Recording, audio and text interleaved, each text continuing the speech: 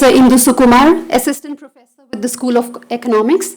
I'm honored to extend a very warm welcome to Shri Shailesh Patel, nominee of the Honorable Chancellor, Shri Harish Bhatt, Honorable Chief Guest, Dr. Ramesh Bhatt, Vice Chancellor, Shri Ashish Apte, nominee of the Registrar, Dr. Narayani Ramachandran, Director of Bangalore Campus, our esteemed guests, faculty members, and staff. A special welcome to the students of the class 2024, their parents, family, and friends. The convocation of the School of Commerce, School of Economics, School of Science, and School of Law NMIMS Bengaluru marks a significant milestone in the academic journey of our students. It's a culmination of the rigorous pursuits in the metamorphosis of the student to that of a professional. Taking the event forward, I now invite the Security Officer, Mr. Srinivas, to do the security briefing. Good morning, everyone. I am Security Officer Srinivas, and this announcement is regarding security measures of Auditorium NMIMS Bengaluru. We have two gates to exit from auditorium. Once you exit, there are two exit doors towards right, that is staircase number 5 and glass door next to CLR 001. On your left-hand side, there is one exit, that is staircase number 6. Upon announcement of evacuation, please do not panic, stay calm and follow instructions. There are AIT members en route to guide you up to safe assembly area. Your safety is our priority. Thank you. Thank you, sir. Before we start the convocation ceremony, let's take a moment to seek blessings by lighting the ceremonial lamp. As we light this lamp, we invoke the presence of wisdom, knowledge, and prosperity. May the light of this lamp illuminate our path, guide us with clarity, and dispelling the darkness of ignorance. May I now request the dignitaries on the dais to kindly light the lamp. I request the audience to please rise for the invocation and remain standing for the NMIMS anthem. I request Mr. Srinivas Murthy to kindly render the invocation song. Vakratunda Mahakaya Surya Koti Samaprabha Nirvignam Kurume Deva Sarvakaryeshu Sarvada.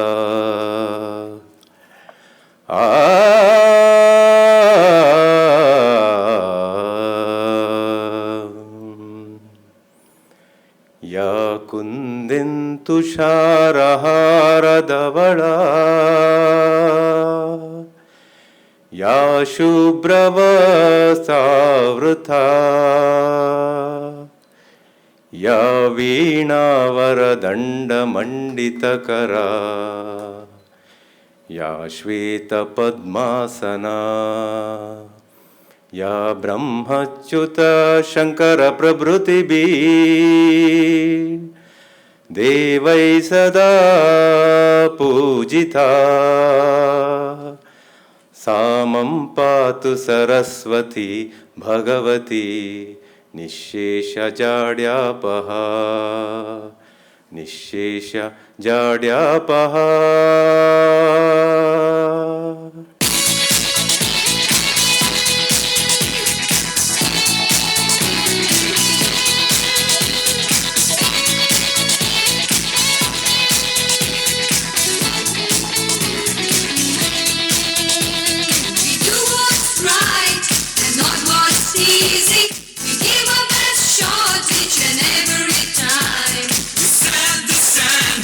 We are the future. We are a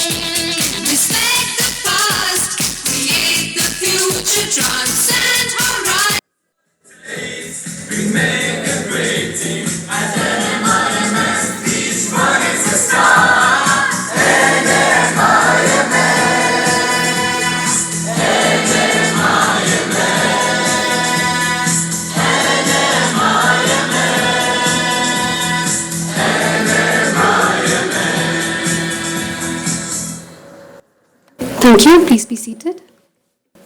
I now request the nominee of the registrar, Shri Ashish Apte, to initiate the convocation proceedings. I will now request Honorable Shailesh Bhai Patel, nominee of Chancellor, to declare Convocation 2025 ceremony open.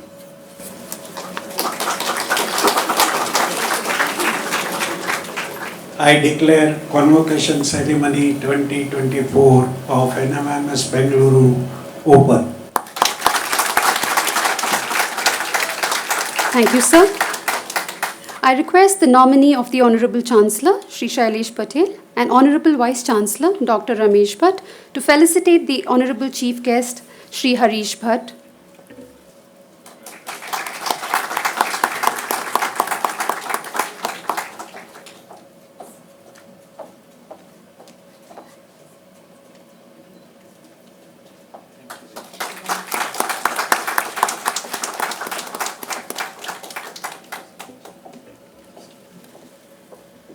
Thank you. I now invite the Honorable Vice Chancellor, Dr. Ramesh Bhatt, to deliver the welcome address. Well, chief guest of the day, Mr. Harish Bhatt ji, and it is indeed my great pleasure to welcome you, our chief guest today and convocation speaker, Shri Shailesh Bhai Patel, nominee of the Honorable Chancellor. Sir, we welcome you and inspiring our students today.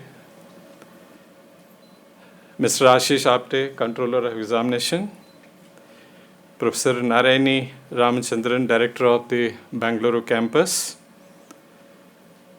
Meenu Mehta, Dean of the School of Commerce, Honorable members of the Board of Management, distinguished faculty, staff members, dear graduating students, parents and relatives of graduating students, particularly watching the live streaming of this function. Well, I welcome everyone to this graduation ceremony of the Bangalore Campus, class of 2024, and big applause for your grand achievement.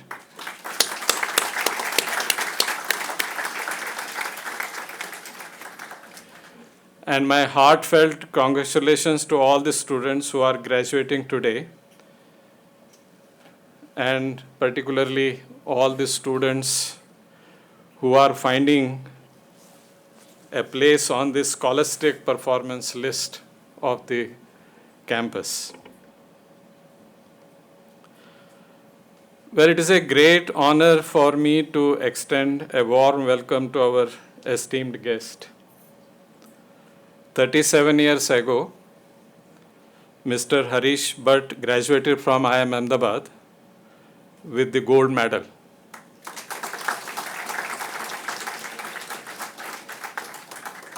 I still remember that the year was 1987, and it was also a time when I had joined and started my faculty journey at IIM Ahmedabad in the same year. And it was also my first convocation in 1987 where he received the gold medal and I was sitting as the faculty member there. With a vague memory in my mind, but the name of this remarkable IMA alum somehow remained in my mind because of our common surname. So I have been following him since then and literally looking at his career progression and the kind of work he has done and the kind of reputation and distinguished name he has created for himself as an author and also as an administrator working with the Tata Group. And this has been, I think, inspiring all of us at the management schools at IIM Ahmedabad at that time, and then last 10 years I have been at the NMIMS.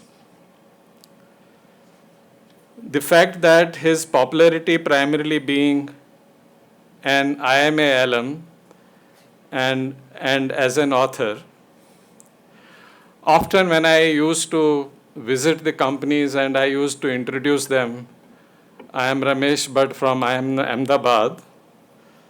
So people will often ask me whether I am related to Harish Bhatt. And I think the association I assumed with great honor. We have closely followed his career and have read much of his work over the years, finding his insights on leadership, management, and particularly, I think his storytelling approach has been phenomenal and a kind of an approach which any academician in India would like to follow.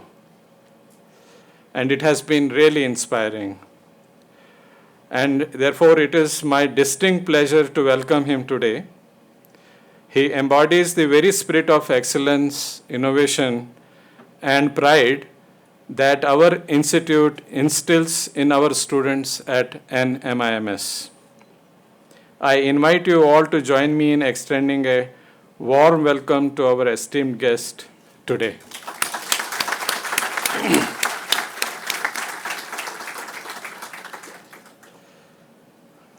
Well, today marks a significant milestone in your life and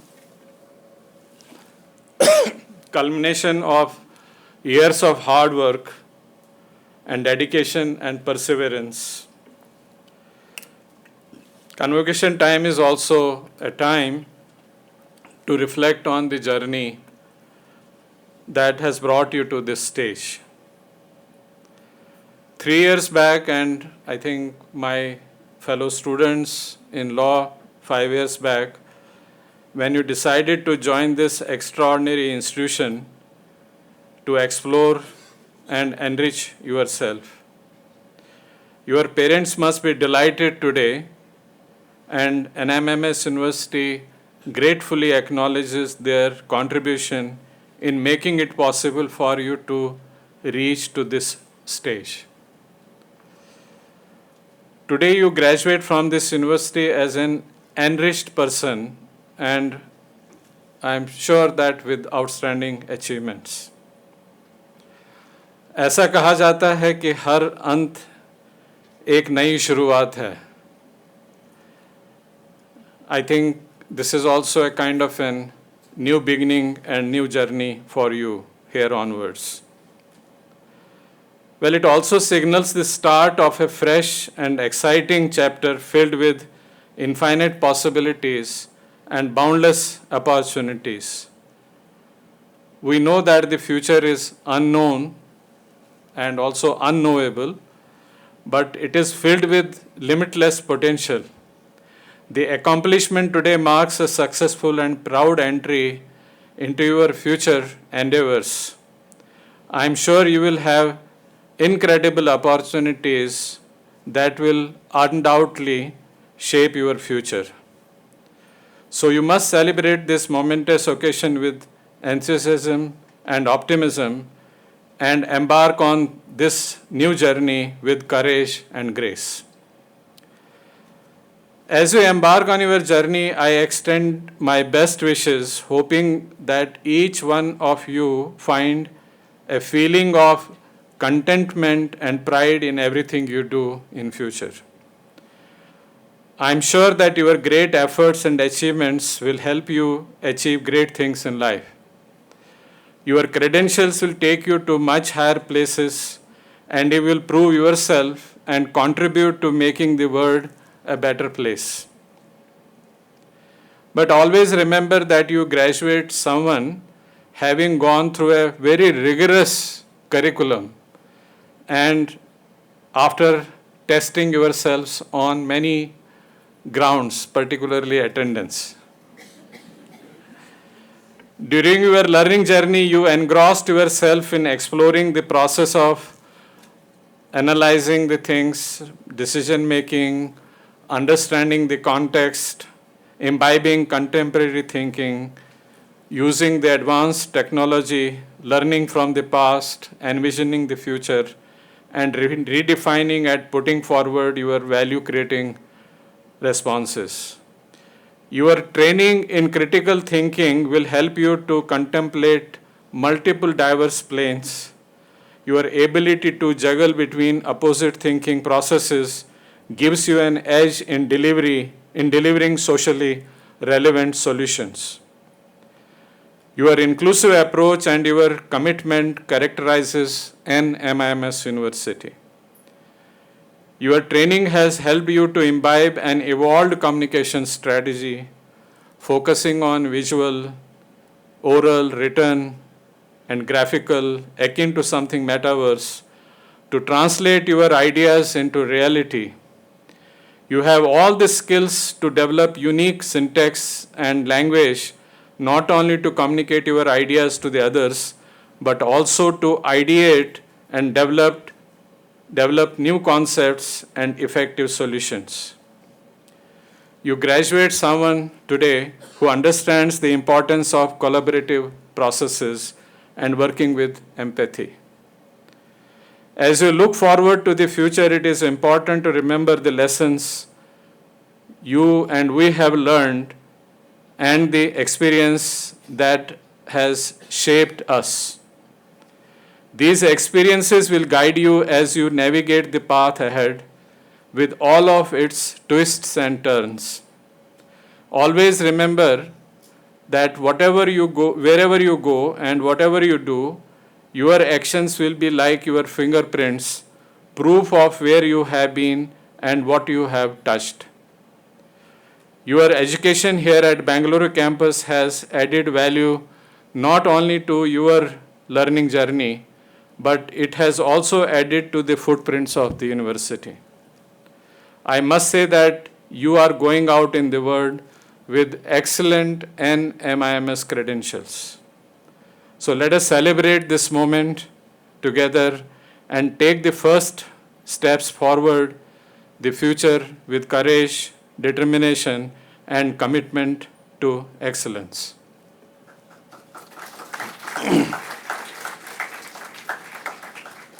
As you plan to continue your learning journey in future, or some of you who would endeavor in new ventures, joining the organizations, remember that we will always live in a word which is called VUCA word. You would have heard this VUCA word several times in your classroom situation. It's a volatile, uncertain, complex, and ambiguous. That is the VUCA word. And VUCA is also kind of an synonymous for the disruption what we see all around. We all experience not only external VUCA, but also the internal VUCA many times. Now, I think it is very important, given all your education, given your all experiences, given all your learning, you have to find out the way that how you are going to deal with this VUCA word and VUCA situation. And I feel that I think handling the VUCA situations in life is a matter of harnessing positive attitudes. It's a kind of a practice, I think, which you must get into and harness your positive attitudes.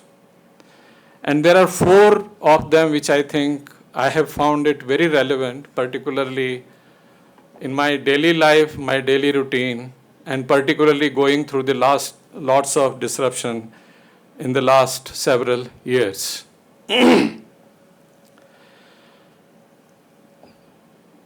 So as I mentioned, V stands for volatility. So as you move forward in your life, make sure that when dealing with the volatility, you develop an attitude of responding and not reacting. You see, this age is age of instant gratification. You look at your Instagram, post something, immediately you start, did I get some likes or not? I think many times I have seen many students making a lot of mistakes in following this principle of instant gratification. We must, I think, look at that, how do we develop the attitude of having the deferred gratification. I think you just have to pause a little bit and then find out that what I have done, whether it has worked or not. And that is the difference between responding and reacting. Reacting is something you instantly do it without any judgment. Maybe many times you get biased by the emotions, or you have many biases with you which you carry many times, and the things can go wrong in life. I think whenever you deal with the volatility, make sure that your decisions, your reactions are responses which are after doing lot of diligence and lot of judgment. So that is the responding. Second word in this VUCA is the uncertainty. So handling uncertainty, make sure you are not allowing your fears to avoid taking risks. Because I think as you move forward, uncertainty will always create the fears. And in that kind of a situation, many times you will be reluctant to take the decision. So make sure that when you are taking the decisions, particularly in uncertain situations, you are not governed by these fears. And you must make sure that you keep your focus on the learnability and making learning to learn your single motto of your life when you are going to deal with a lot of uncertainty in future. To address the complexity, ensure that you are able to see and perceive with clarity.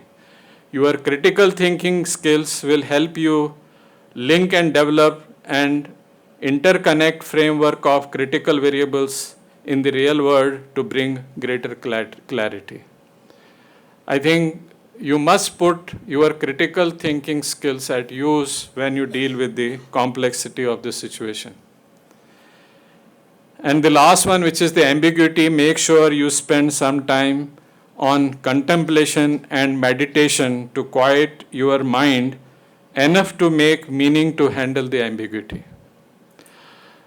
Now, as you know that, I think when you joined this program 3 years back, we had just come out of the serious COVID crisis, right? During that time, I think I have been in touch with several students and several parents. And I can tell you that I think these 4 principles guided us and many of my leadership team very well in taking the things forward and making good decisions in life. Make sure that you put your knowledge and skills through these positive attitude tests. And your inner VUCA, particularly the challenges you face at the personal level, I think will be your superpower to take you forward in your life. I think the second point, which always I tell my students, that understanding the context to decode the VUCA situation and also the disruption situation, make sure that I think we understand the context very well, because I think you will be going in new organizations, new places, new contexts, and make sure that you decode that context very well. And the best way, I think, is to look at the context on 4 dimensions. The context always has these 4 important dimensions called constraints, compliances, control, and contract relationships. A very famous management guru, Sumantra Ghoshal, gave us some good learning values. How do we understand this context well?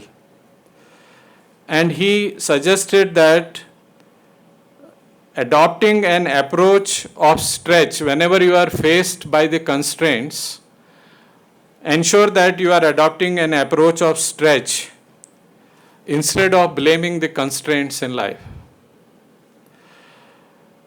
And make sure that discipline becomes your North Star and guiding your values to deal with the compliances issues. I think these days we see lot of issues and challenges. Many people in leadership position face lot of issues on this side. But if you make sure that you make them as the part of your discipline of the life, the things will become very smooth.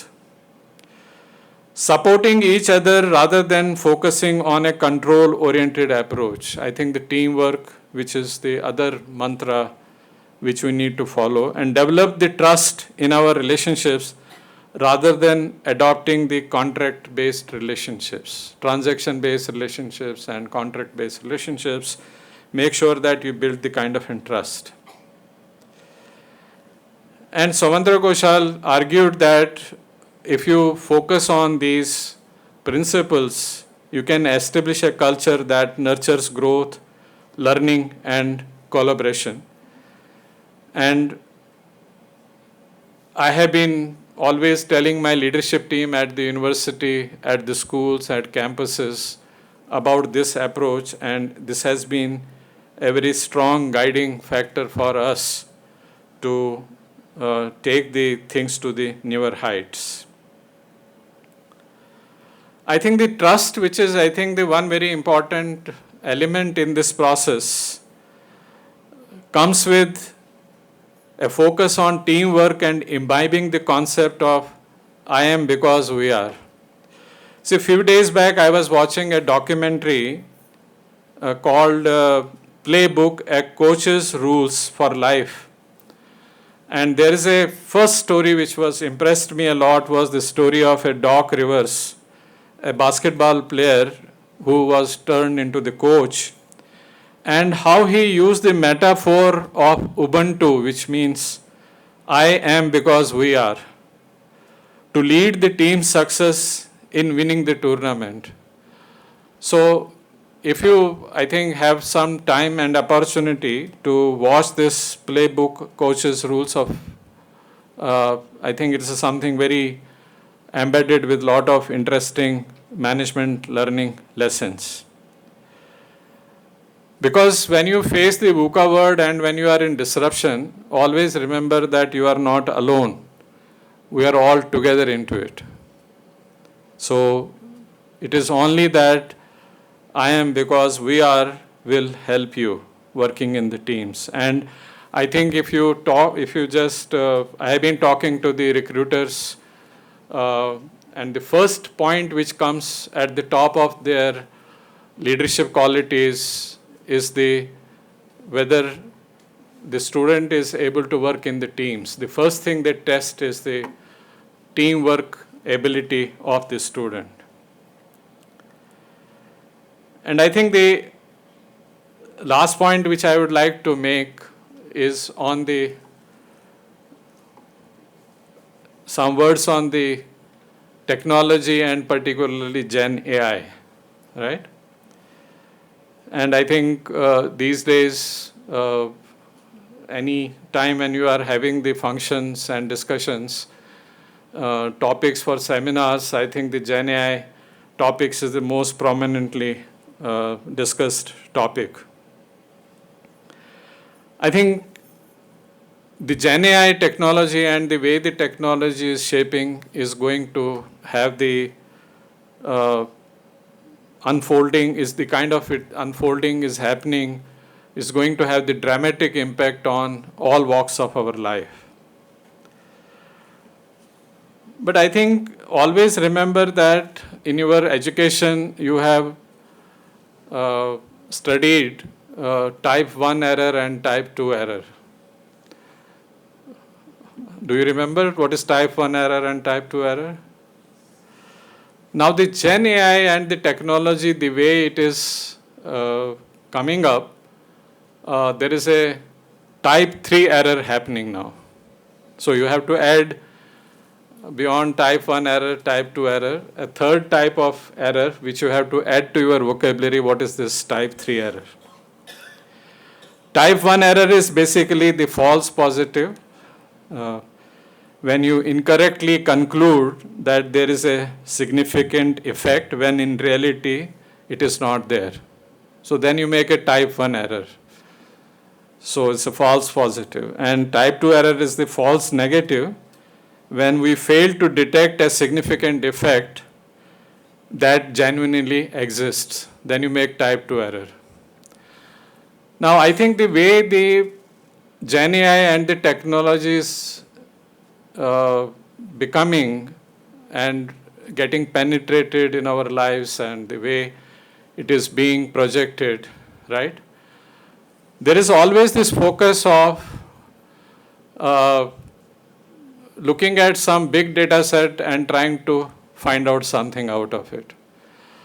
In my view and in view of many experts, it is the completely wrong way, because I think the way we are doing it, it is leading us to type 3 error, which is when you try to find the precise answers for a very wrong problem. That becomes the type 3 error.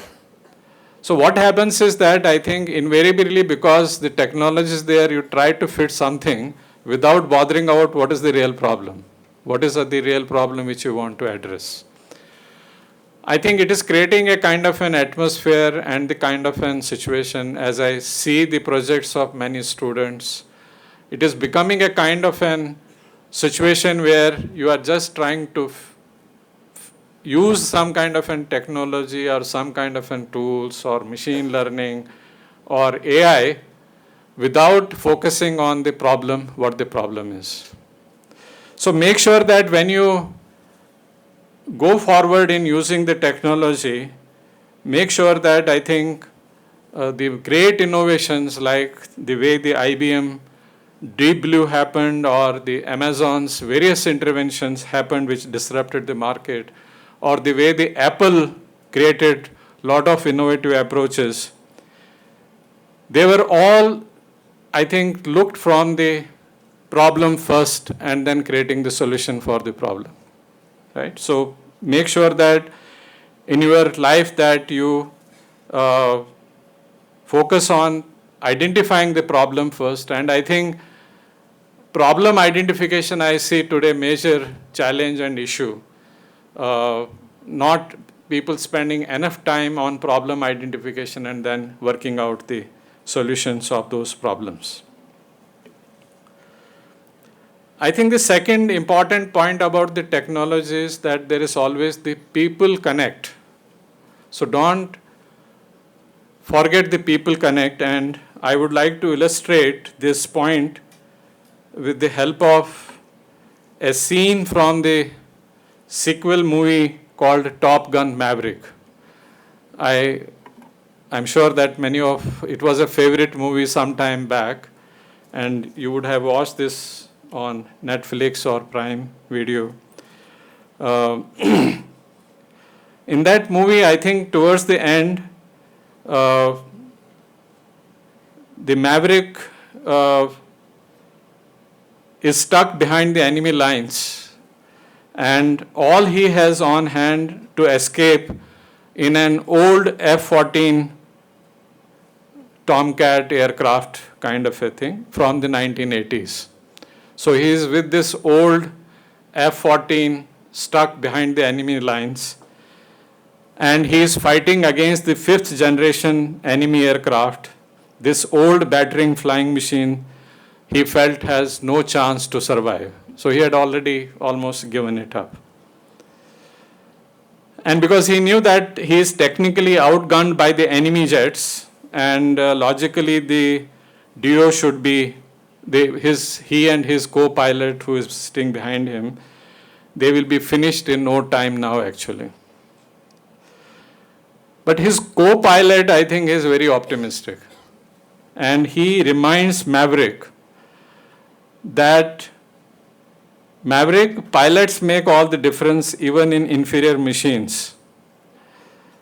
And the sentence I think which I liked most from that movie was he tells the Maverick that it is not the plane, it is the pilot. And you know that who has seen the movie, that after that he gets into a very strong hack of action and he comes very successfully out of those enemy lines.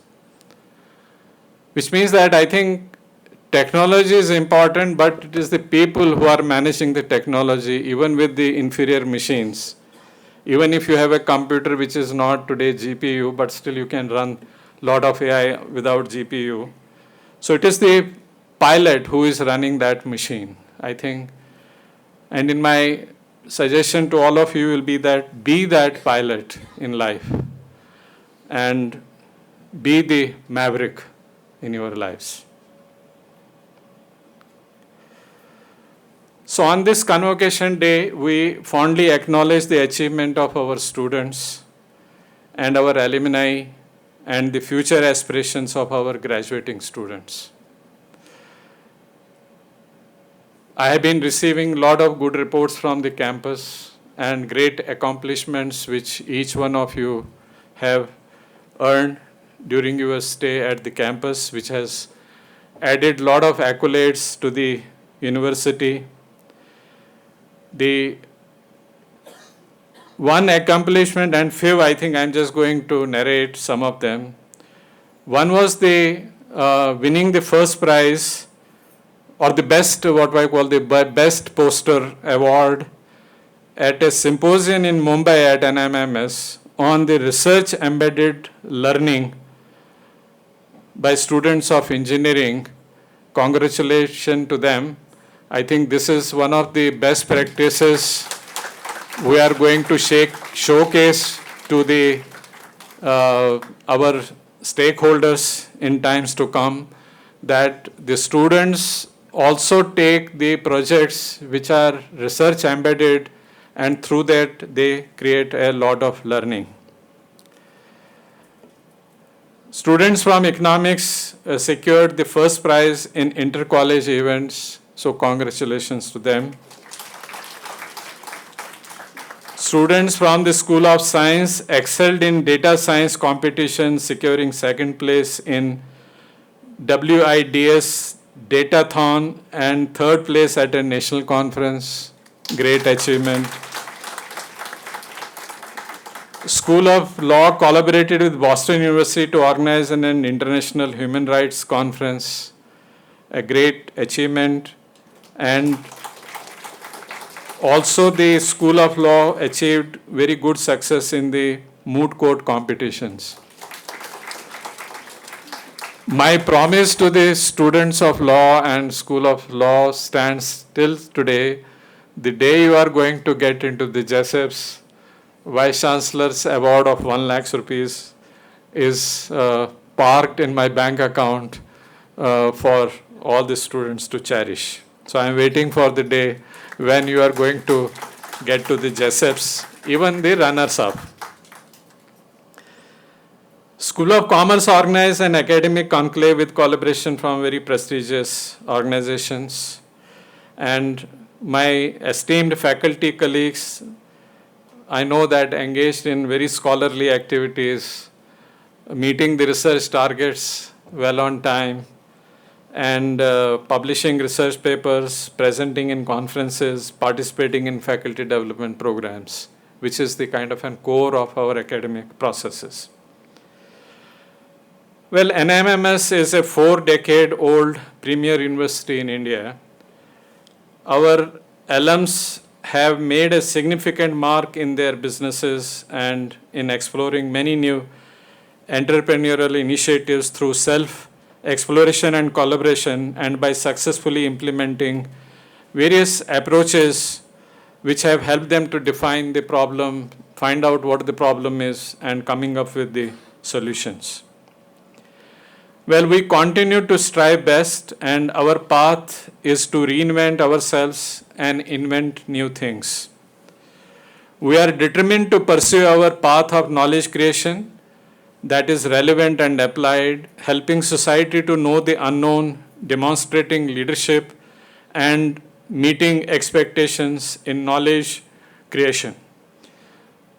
Enhancing the teaching and learning through assurance of learning systems, incorporating the latest trends in the academics and research in our curriculum, making NMIMS known, recognized for its academic excellence and the most preferred institution of learning, and aligning stakeholders and meeting their aspirations. While pursuing our strategy, we are conscious of the fact that the highest goals of education have transitioned from profit maximization principle to a mission of value creation with integrity and being ESG sensitive in the current times. All along, whenever your roles transition from your current positions as a student, make sure that ethical value creation is always your North Star to guide you. Years from now, when you look back, I assure you that you will feel nothing but pride in your alma mater. And we shall also welcome you to become the proud alumni of the Bangalore Campus and of NMIMS University today.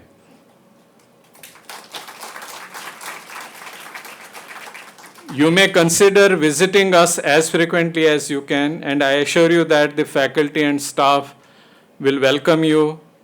You may spend some time playing, I'm told, the golf session here, or visit the canteen with your favorite faculty for a cup of coffee. But I am sure wherever you go and you will create your own music parallel to that of Bach and Beethoven.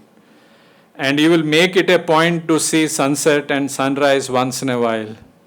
I know that many of you do not see the sunsets or sunrise. Having my two own children at home, so they wake up at 11 o'clock and go to night bed around 2 o'clock. But make sure that I think it is important to see sometimes the sunsets and sunrise and sunsets once in a while. And when you feel lost in the entangled web of challenges, know the way out is simple. Speak to your family, friends, and teachers. And don't forget your teachers. Do good things and make sure you create a legacy, and one day you can say with pride that you did extraordinary things. And one day you also return to your alma mater as a convocation speaker at NMIMS University. Always remember the campus is yours, the university is yours, and it will always be yours. God bless you. आप सबको बहुत बहुत शुभकामनाएं. Thank you, sir, for your inspiring and insightful words. They certainly will leave a very lasting impression on all of us. I now request the Director of NMIMS Bengaluru, Dr. Narayani Ramachandran, to give a roundup for the year 2023-24 of the Bangalore Campus. We are honored by the presence of esteemed guest, nominee of the Honorable Chancellor, Sri Shailesh Patel, Honorable Vice Chancellor, Dr. Ramesh Bhatt, Chief Guest, Sri Harish Bhatt, Controller of Examination, Sri Ashish Apte, and nominee of the Registrar, and Dr. Meenu Mehta, Dean of School of Commerce, to this graduation ceremony 2024. Program chairpersons, revered faculty and staff members, parents and family members of our beloved graduating students, and dear graduating students, it is with great pride and honor I welcome you all to the most awaited UG graduation ceremony 2024 of NMIMS Bengaluru Campus. The NMIMS University stands proudly among India's top universities, recognized for its excellence at national and global levels. The foundation of these achievements emanates from our core philosophy, guided by 4 essential pillars. Number 1, knowledge creation. Number 2, enhancing teaching and learning. Number 3, academic excellence. And number 4, being aligning with stakeholders' interest. NMIMS aspires to excel in every endeavor, driven by these building blocks that guide our journey. As the director of this esteemed institute, it is with great pleasure and immense pride that I present to you the annual report of the academic year for the undergraduate programs of the undergraduate programs. A total of 335 students from 4 different programs are graduating in this convocation ceremony. BSc Economics with 29 students, BSc Applied Statistics and Analytics with 5 students, BA LLB with 18 students, BA LLB with 23 students, and BBA with 188 students, BCom Honors with 44 students, and BSc Finance with 28 students. This year has been a remarkable period of growth, achievement, and transformation for our institute.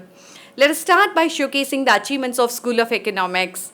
The academic year began in July 2023 with School of Economics organized a detailed orientation program which also included a treasure hunt organized by the students and also alumni meet. August 2023 saw second year students of SoE honing their visualization skills in mathematical economics with a 3D model making competition on constraint optimization. The team of Rashid Gulati, Niharika Dhaka and Agni Chakrabarti emerged as winners last year. Speciality of this contest is that the problem cases for the optimization were framed by the final year students, the graduating batch present with us today, with a special mention to Vatsala Rastogi, Shreya Patki, Savya Gulhare, Satvika Prakash, Rashmi Rajaraman, Ratandeep Singh Saluja, Malika Makin, Jai Keshavani, Dawal Khare, and Avni Gupta. December 2023 brought the exciting news Dr. Prana Barua being awarded the prestigious D.K. Desai Award by the Indian Society of Agricultural Economics, which is one of the India's oldest and esteemed academic societies in the field of agricultural economics, for her research paper on commodity price relations across paddy markets at Chhattisgarh. Her research article was adjudged as the best published paper among the regular issues of the journal in this year. In February 2024, the Academic Committee of School of Economics conducted its flagship event, an annual debate competition, where a group of first-year students staged a debate with their senior batch on the efficacy of neoliberal economic systems with a panel of judges which includes the school's alumni. In the intercollegiate poster symposium on research embedded learning held at NMIMS Mumbai, students of our campus made us proud by bagging 2 of the best poster awards. Special congratulations to Ananya Chenapati and Shreya Patki for winning the best poster awards with their exceptional research on anemia in women and the effects of COVID-19 on paternal involvement in childcare, respectively. Anushri Parikha posters on perception of corrupt practices within the health sector was also well received. Malika Makin, Priti Agarwal, Krishna Vakande, Harshini Sudarshan and Ajitish Vandidas brought cheers to campus by excelling in term exams and featuring among the inter-college top scorers in various courses during the academic year 2023-24. This included their respective courses. To keep our students abreast with the developments in the industry, Professor Indu Sukuma, in collaboration with Professor Anvesha Chakrabarti of School of Science, conducted a value-added program on Python. They are also the mentors of the Corporate Internal Affairs Committee, which oversaw all UG clubs and committee events in the campus. Professor Anand Prakash has continued to play a pivotal role in creating a culture of discussion and debate across all batches of the school. He has not only mentored several intriguing events for the UG Literary Club, Vani, but also invited faculty members from within and outside the institute to interact with the students on various occasions. Dr. Prarna Barua authored a teaching case on Vodafone Idea Limited's competitive prospects in the telecom sector, along with her MPC counterpart, Professor Sneha Tayal of the Mumbai campus, which was now being published in Springer Proceedings. This teaching case was a result of multi-campus faculty development program that case is now incorporated as part of the syllabus of the third year course, Economic Governance and Policy. Avni Gupta, Rashmi Rajaram, and Savya Gulhare won the first prize at the intercollegiate event Synthesis, organized by Economic Association of Christ University. Their entry proposed an innovative bamboo-based biodegradable sanitary hygiene product which exemplifies our commitment to sustainability and innovation. The team members include Daval Kare, Jay Keshavani, and Rochak Jain. Further, in the intercollegiate first Vayu, organized by Anil Surendra Modi School of Commerce, NMIMS Mumbai Campus, SoE student Hari Keshavan, along with Vojaswin Khashia, bagged the first prize in the photography competition. Photo Fab. In the corporate strategy competition at Vayu, Priyank Garg was declared the second runner-up. Jay Keshavani won the second position in the intercollegiate Model United Nations organized by Christ University. Tanisha Singh and Rochak Jain qualified as the national finalist in an international intercollegiate management fest hosted by Jain University and CMS Business School. Next, the notable accomplishments of School of Science. The academic year 23-24 was exceptional for them, with the most noteworthy achievement being Vadiraj Muktali and Aditi Kulkarni's success in Women in Data Science, popularly known as WITS, University Edition 2024. It is an initiative by Stanford University, California. They secured the second position amongst the thousands of participants from 60 universities across 22 countries. They were ably mentored by Professor Preeti Ravikiran and Professor Anvesha. Kashna Nagpal, a student of BSc Data Science, Semester 4, have co-authored research paper with Professor Anvesha. Kashna presented this paper at a national level conference on driving innovation for India 2030 and secured third position. And this paper is also accepted for publication in Scopus Index book with the title Big Data for Enhanced Consumer Engagements. Prisha Mehta and Umang Daga of BSc ASA students Semester 4 presented their poster at a symposium of research embedded learning in March 2024 organized by NMIMS Mumbai Campus. On September 23, 2023, the school hosted a series of guest lectures on artificial intelligence. Mathematics Weeks was celebrated from December 18th to 24th of 2023, featuring a range of engaging activities including quiz competition, poster making, movie screening, and guest lectures. On National Science Day, February 28th of 2024, Mr. Chetan Kumar, Senior Assistant Editor for Space, Science and Defense at the Times of India, delivered a guest lecture on the topic Indigenous Technologies for Vikshit Bharat. Dr. Kavya has published 3 different research papers in esteemed journals, including Scopus Index. She presented a research paper at the 3rd International Conference on Recent Trends in Applied Mathematics with Computing. Professor Anvesha presented a research paper at the National Conference on Recent Trends in Mathematics, Statistics and Engineering organized by NMIMS Indore Campus. She has also submitted her doctoral thesis during this academic year. Dr. P. Sindhu has been granted a patent titled A Method for Generating New Images by Applying Polar Coordinate Transformation by the Indian Patent Office in November 2023.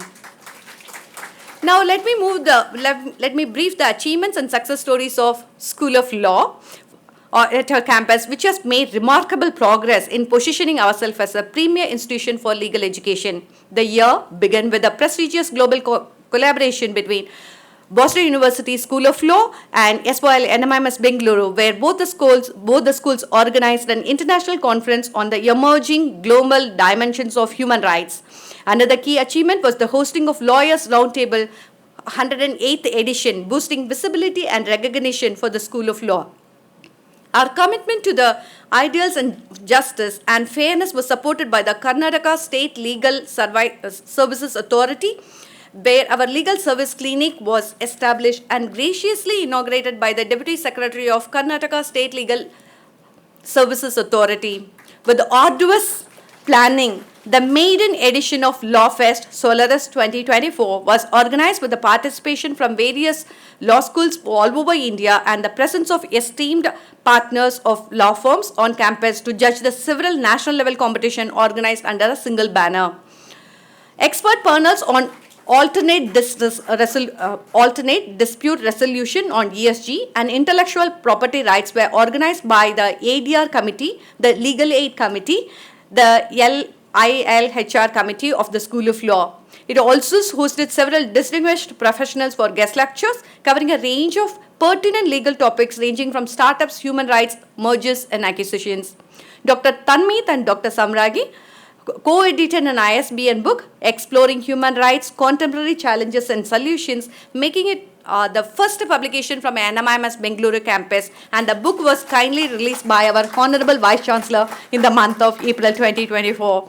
Several other publications have been pioneered by the school, including Solstice, Human Rights Carta, and many more. Dr. Tanmeet's work was published in the Economic and Political Weekly. She was also shortlisted and invited to present her research at the National University of Singapore at the Law and Development Conference.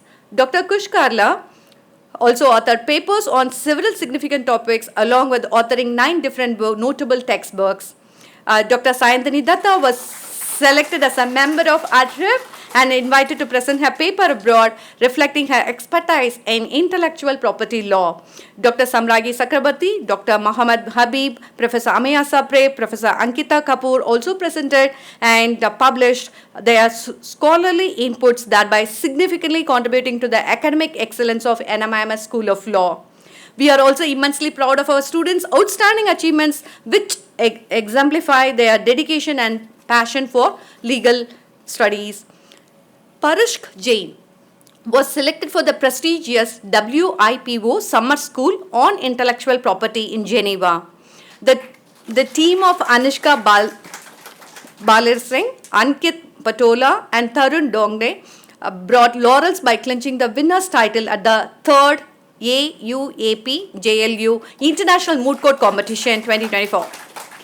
Shivangi Gupta, Tanishka Pawar and Nell Mundra, 4th year BA LLB students, secured 2nd place in the international mediation competition hosted by Kerala Law Academy. Jay Kumar Gupta, a 3rd year BBA LLB student, made significant contribution to legal discourse with his article in Daily Guardian, advocating for the integration of environmental considerations into legal frameworks. Our 3rd year BA LLB student, Kushal Goyal, Drishti Baranwal and Shrija earned the Spirit of Surana Award at the Surana and Surana National Family Law Moot Court Competition.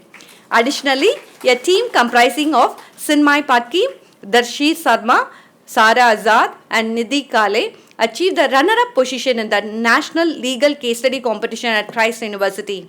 Harsh Nasa, a 2nd year BA LLB student, hosted an engaging episode on Youth Wani on All India Radio, contributing to public discourse on the complexities of legal profession. These accomplishments highlight the exceptional talent and the hard work of our students. Now let me turn on our attention to School of Commerce. The School of Commerce organized an academic conclave in collaboration with the prestigious American Institute of Certified Public Accountants, US, and Chartered Institute of Management Accountants, UK, in January 2024. The event focused on ESG education and highlighted emerging global trends in ESG and sustainability.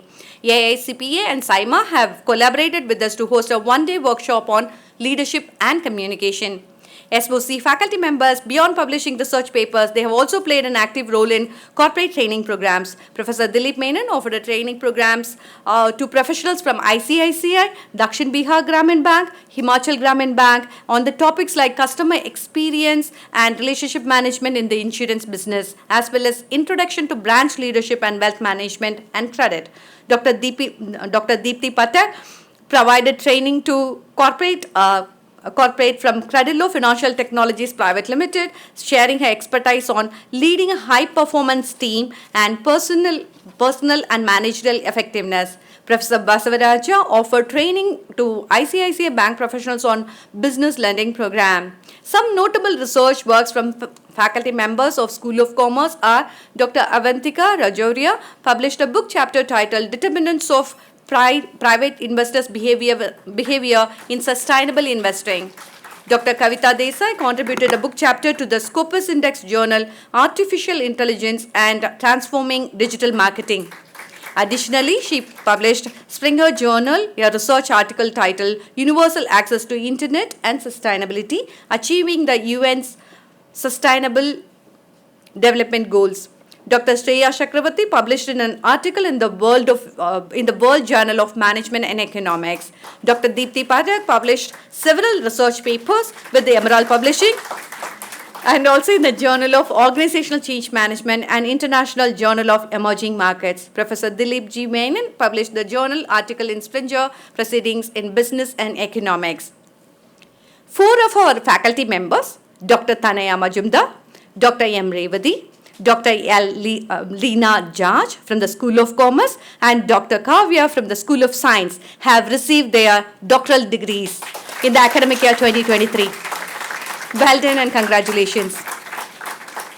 There are a host of events organized by our students. Brand Expo was organized by the third year marketing students on the Incredible India topic under the guidance of Professor Natasha Menon as part of their project work for their course on strategic brand management. The idea was to create a branding strategy for a few of the Indian states where either the tourism potential was high but not being met or the current branding or marketing efforts needed improvement.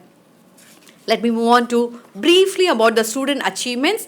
2 students of the second year BBA programs, Vikriti and Sai Panyan, qualified for the first round of prestigious FKCCI Manthan competition the first week of August 2023 under the mentorship of Professor Kushbukar. NMIMS Bengaluru hosted multiple eminent personalities on campus for various guest lectures and workshops. An interactive session on Indian space program and Chandrayaan mission featured Dr. P.G. Divakar, ISRO chair professor and former scientific secretary of ISRO. It was an exciting opportunity to dwell into Chandrayaan mission and the Indian space program. A webinar was conducted on entry of foreign law firms in India by Mr. Biswajit Bhattacharya, former Additional Solicitor General of India and Senior Advocate of the Supreme Court of India. We were honored to host Mrs. Kalpana Arvind, Associate Director of ISRO, for a seminar on ISRO Space Exploration Program on 8th November 2023. As a leading woman in India's space program, she inspired us with her journey and insights. Y20 talk session was organized on youth in democracy and governance by Ms. Surabhi Hodigre. She's a public policy specialist. NMIMS provides its students with holistic opportunity beyond the classroom through various activities organized by its clubs and committees. The clubs, let me narrate the names of the clubs, if not the events, Dhyan, Fateh, Navodaya, Vita Vibhava, Unstop Igniters, Vani, Rotrack, Zenith and Tarunya. They organized many events throughout the year, achieving the purpose of their creation. The Finance magazine, the BSc Finance program of School of Commerce, published the inaugural edition of its exclusive finance magazine titled Finterest, and BCom students spearheaded in publishing their maiden edition of their magazine titled Vyapar.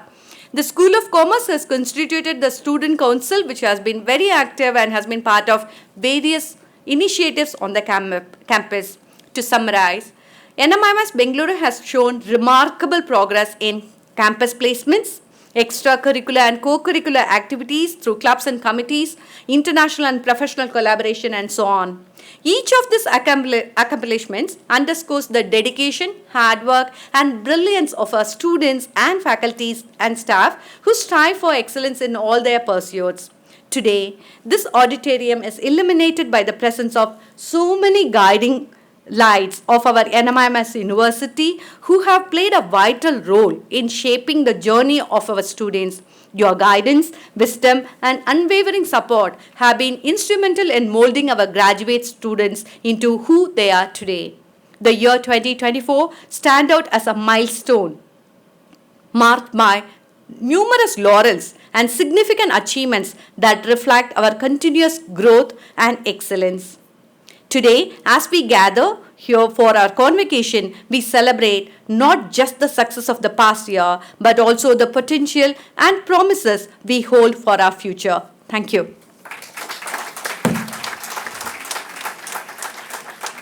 Thank you, ma'am. We now commence the presentation of the degrees to the candidates.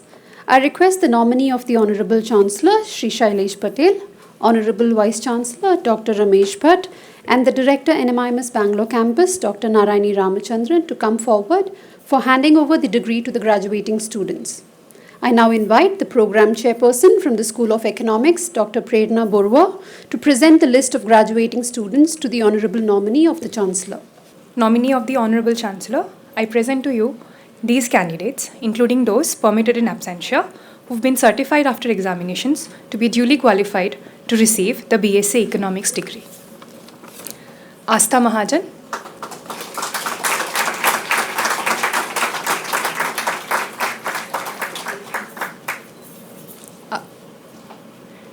Abhinav Sood,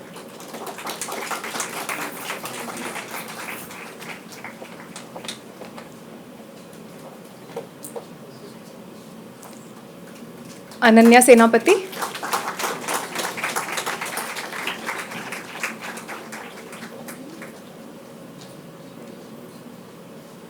Anushka Shukla,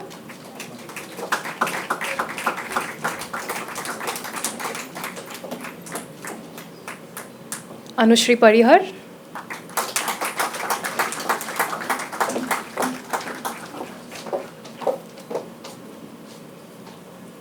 Avni Gupta,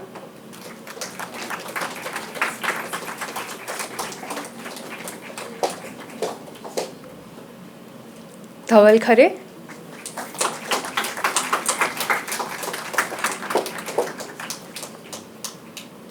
Ishita Verma,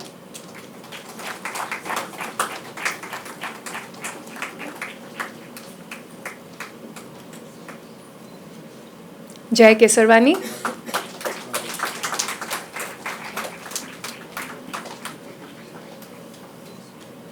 Malika Makin,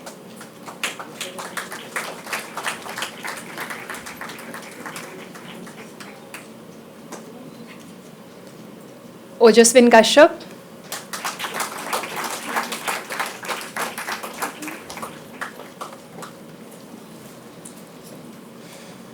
Palak Surana,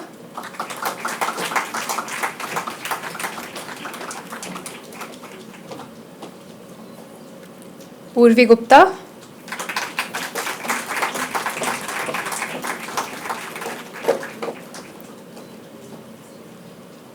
Priya Kumar,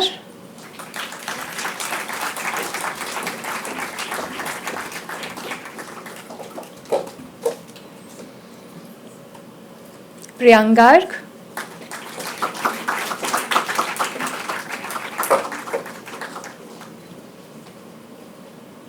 Purvi Dani,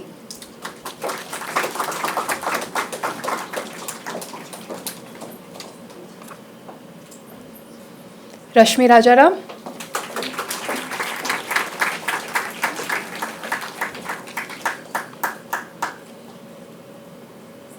Ratandeep Singh Saluja,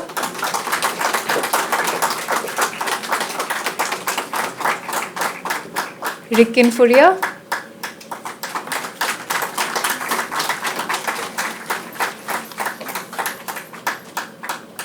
Rochak Jain,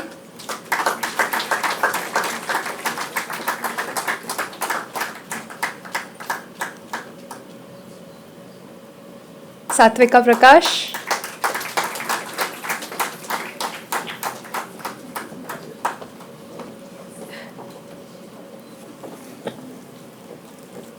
Shreya Saigal,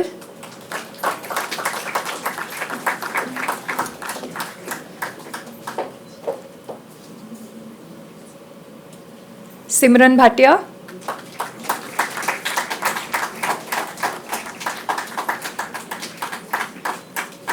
Tanisha Singh,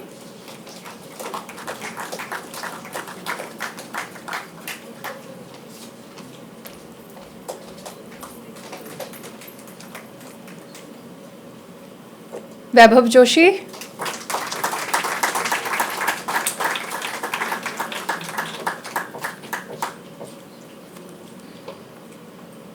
Hari Keshavan Subramaniam.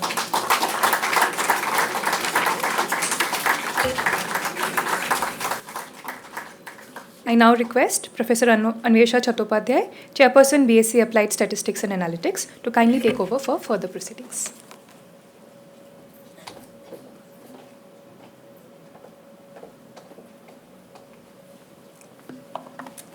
Thank you, Dr. Prarona. Nominee of Honorable Chancellor, I present to you these candidates, including those permitted in absentia, who have been certified after examination to be duly qualified to receive the BSc Applied Statistics and Analytics degree. Aditi Kulkarni,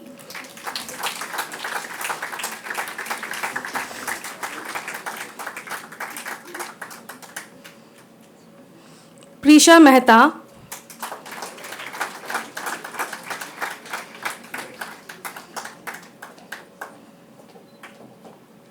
Umang Daga,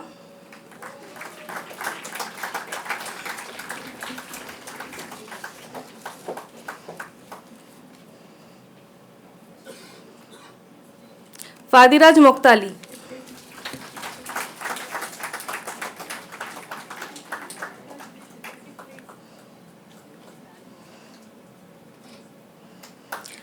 I now request Dr. Tanmeet Kaur, Program Chairperson, School of Law, to kindly take over for the further proceedings.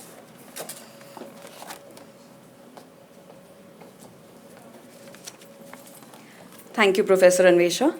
Nominee of the Honorable Chancellor, I present to you these candidates, including those permitted in absentia, who have been certified after examination to be duly qualified to receive the degree of BA LLB Honours. Jeetika Agarwal,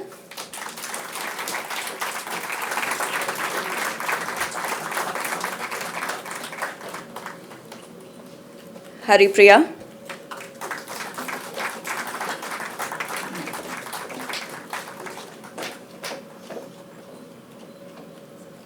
Unnati Khajanchi,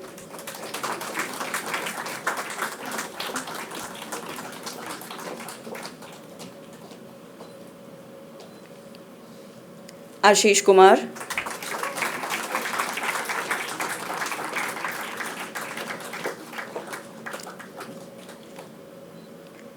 Vedika Saxena,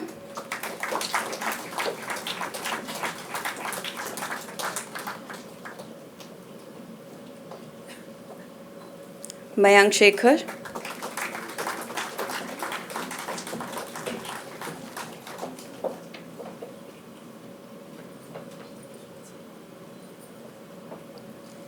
Kratika Singh,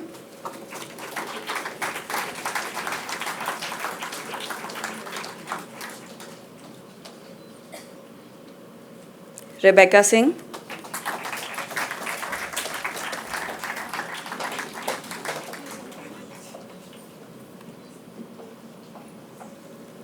Soumya Singh,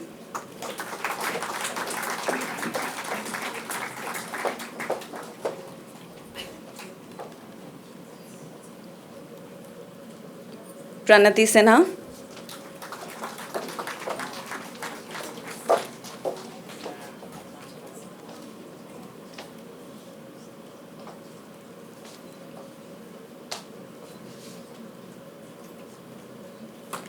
Ansh Srivastav,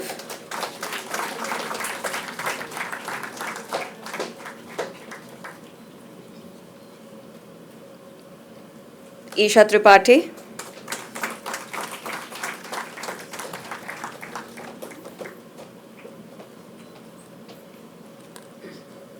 Vedansh Tripathi,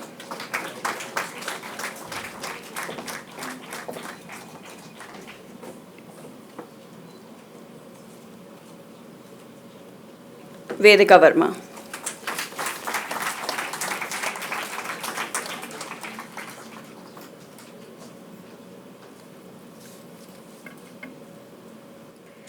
Nominee of the Honorable Chancellor, I present to you these candidates, including those permitted in absentia, who have been certified after examination to be duly qualified to receive the degree of BBA LLB Honours.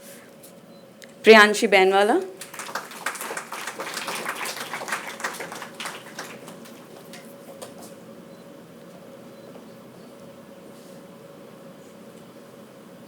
Shubhangi Chaudhary,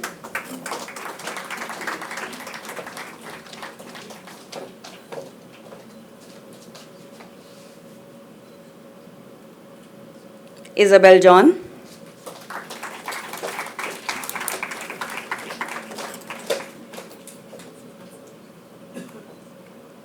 Urja Joshi,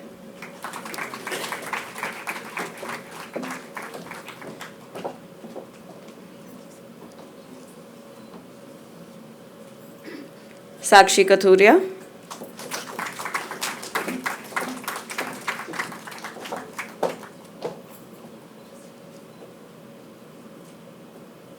Ekjot Kaur,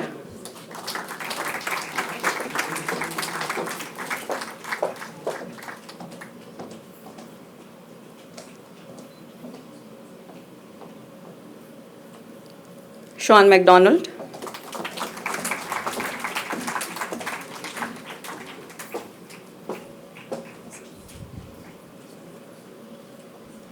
Abhishek Mishra,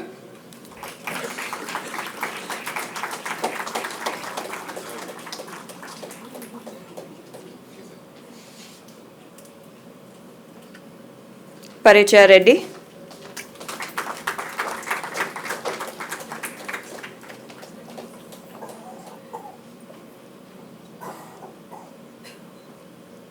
Ananya Sahu,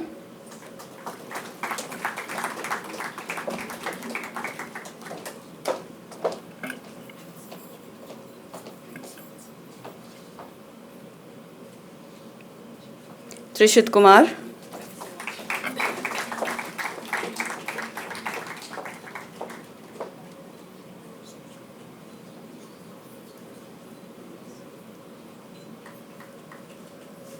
Rohit Ashwa Srivastav,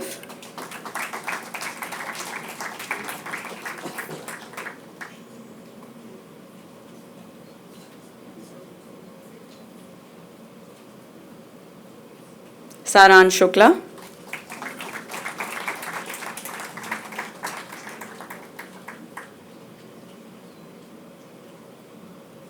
Mayank Singh,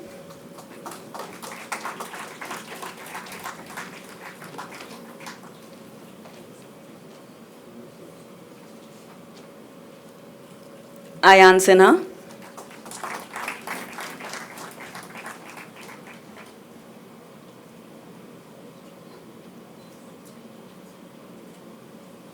Yashwant Reddy,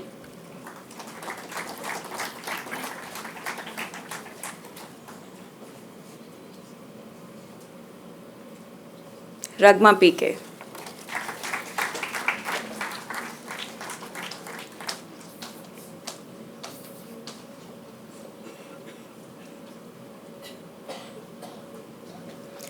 I would now request Professor Indu to kindly take over for further proceedings. Dr. Tanmeet, congratulations to all the graduating students.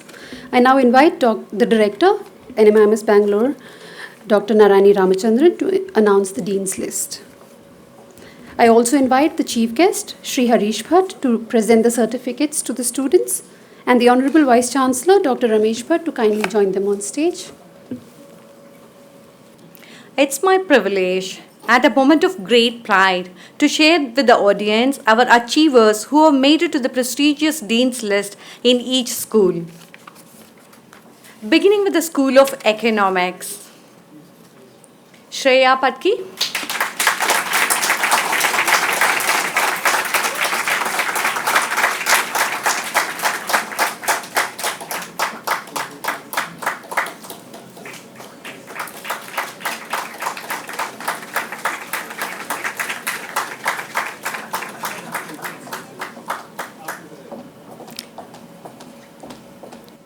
Vatsala Rastogi,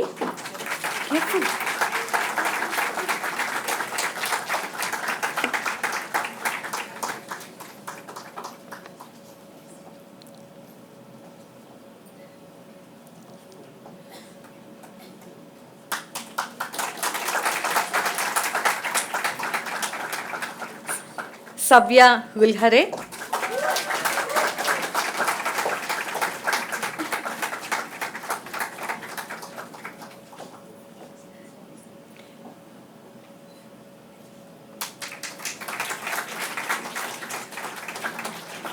from School of Science, Kashna Nagpal,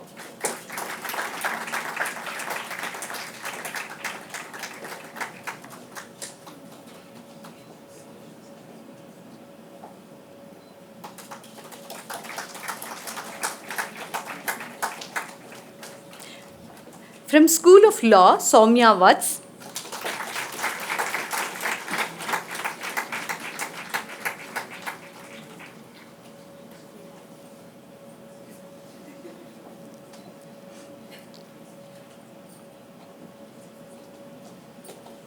Akanksha.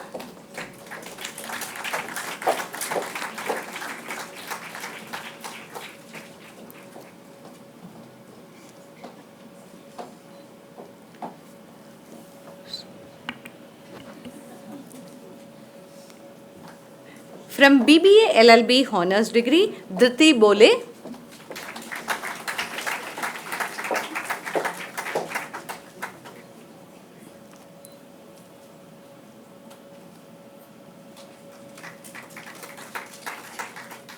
And Nandini Biswas.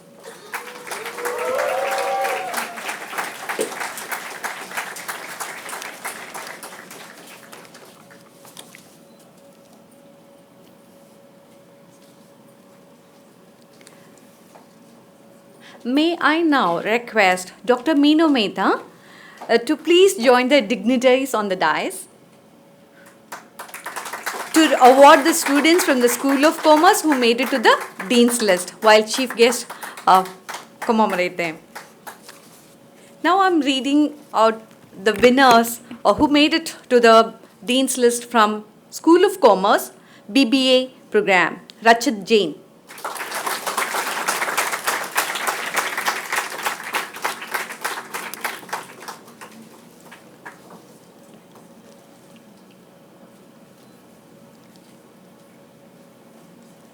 Hanshika Sachdeva.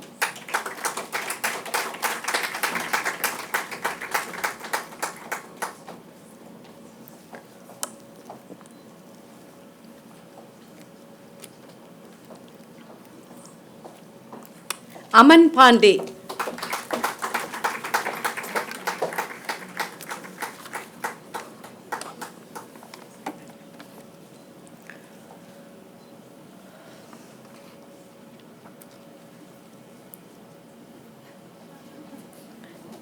Soumya Agarwal.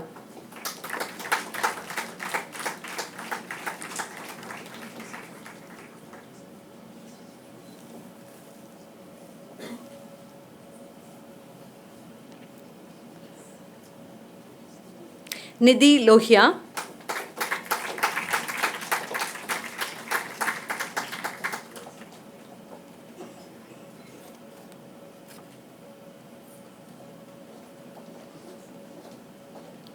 Venkata Lopamutra Varahala Shetty.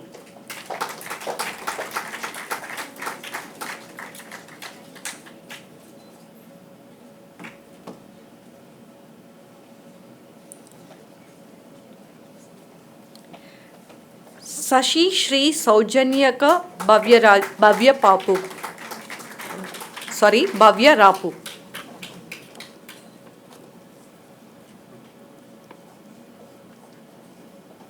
Shika Dandwal.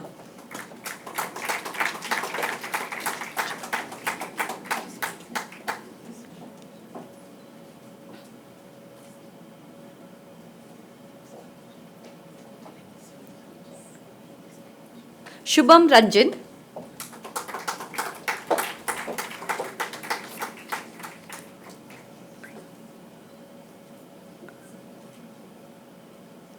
Nandini Singhal.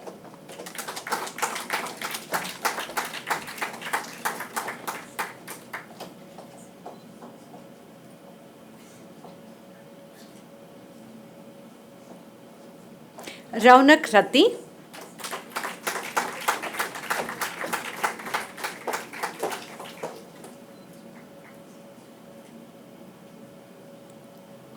Ayush Agarwal.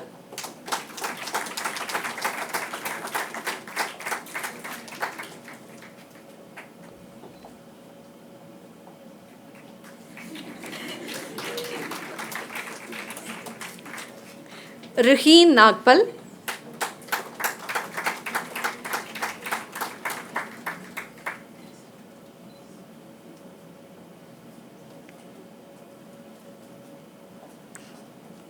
Devanshi Gupta.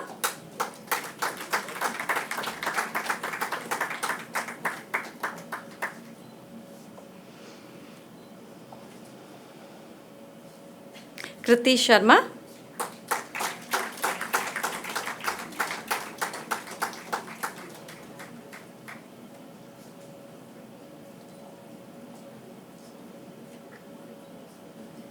Paris.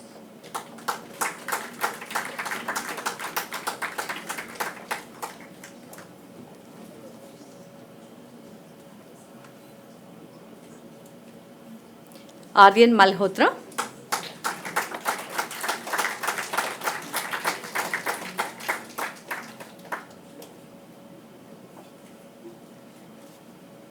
Shrinkala Nair.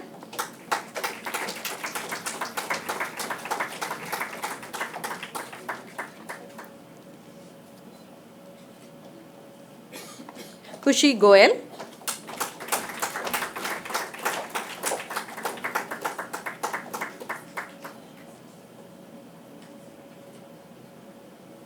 Aditya Chaudhary.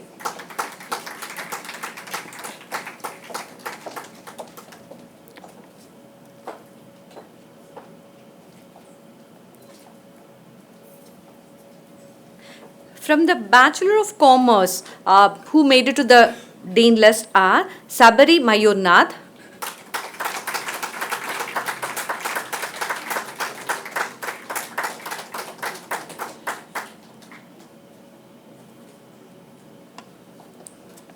Aishwarya S.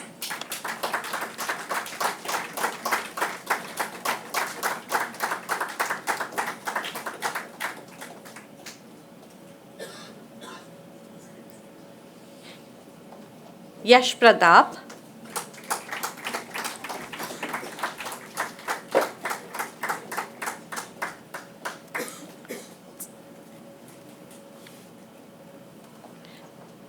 From the program Bachelor of Science in Finance, Arya Vardhan.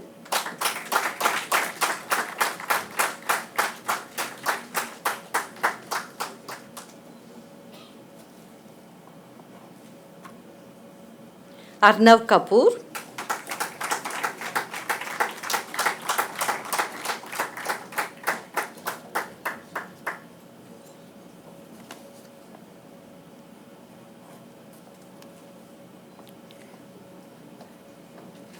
Pranchal Bansal.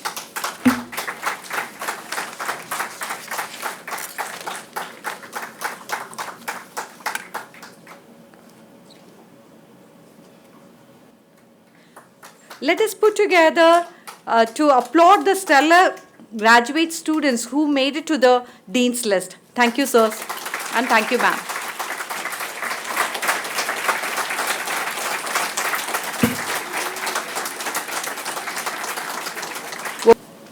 I now request the Honorable Vice Chancellor, Dr. Ramesh Bhatt, to administer the oath.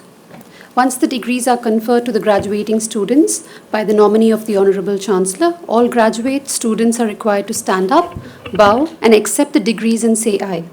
Please keep standing after the oath for the sustainability oath to be confirmed by Dr. Narayani. Thank you. By virtue of the power vested in me by the Board of Management of SVKM's NMIMS as Vice Chancellor, I hereby declare all of you who are present and those who are permitted to remain absent are admitted to the respective degrees.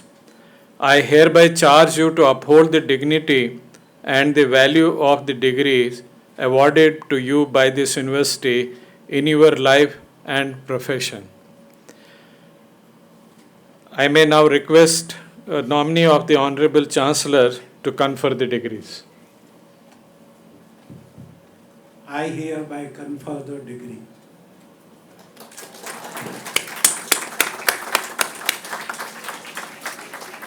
Dr. Narayani Ramachandran to administer the sustainability oath.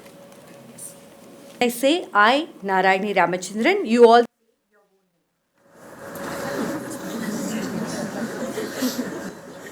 I, Narayani Ramachandran, pledge to champion sustainability in every facet of my life, fostering collaboration and driving systematic change towards a sustainable equitable, and prosperous world. I will conserve resources, minimize waste, and protect biodiversity, while promoting diversity, equity, and inclusion in all endeavors. Ethical conduct, moral courage, and accountability will guide my actions, ensuring transparency and governance excellence. With integrity as my compass, I embrace my duty to uplift humanity and steward our planet responsibly, inspiring others to do the same. I commit to being a transformational leader, prioritizing sustainability, integrity, and social responsibility, and making a positive impact on our world. Thank you.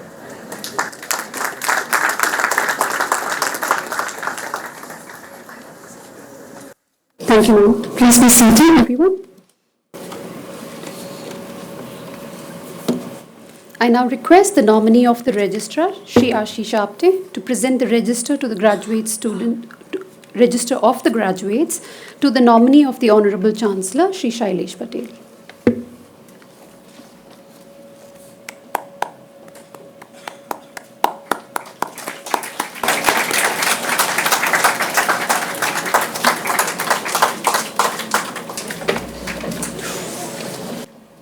Thank you, sir. We now move on to the most awaited segment of today's ceremony. I now request Dr. Narani Ramachandran to kindly declare the names for the Best Student Awards for the year, the Faculty Awards, the Staff Member Awards, and the Long Service Awards for year 2023-24. I invite the Honorable Chief Guest, Shri Harish Bhatt, to give away the awards. I also request the Honorable Vice Chancellor, Dr. Ramesh Bhatt, to kindly join them. Today, we commemorate the success of the students who have exhibited deep commitment to learning, perseverance, and dedication. These students have not just reached the final line or the finishing line, they have redefined what it meant to be truly exceptional.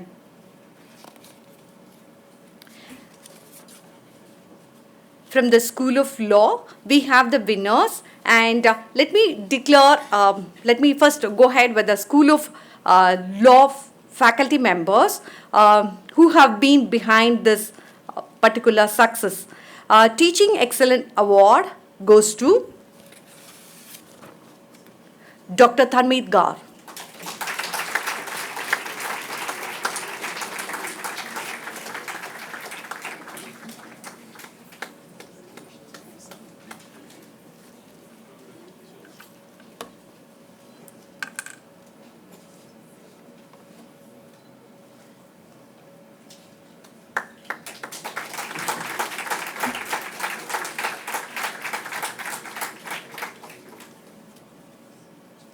Best Faculty Multi-Campus Program Coordination Award goes to Dr. Samragi.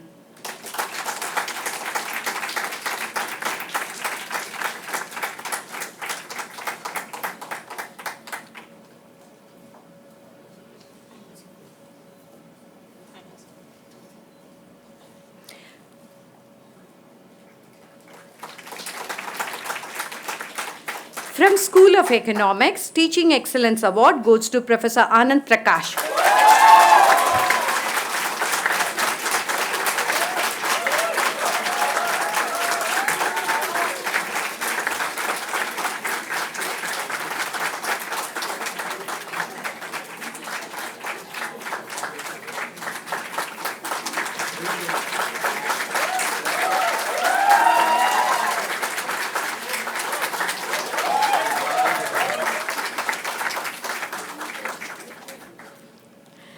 Best Faculty Multi-Campus Program Coordination Award goes to Dr. Prarna Barua.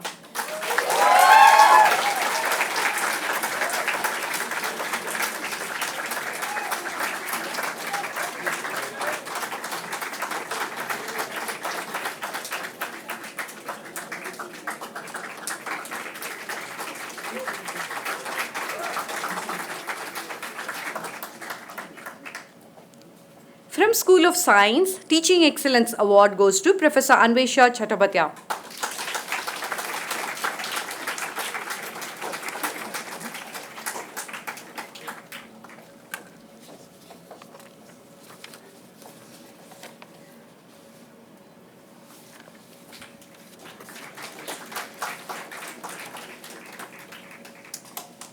From School of Commerce, Teaching Excellence Award goes to Professor Dr. Thanaya Majumdar.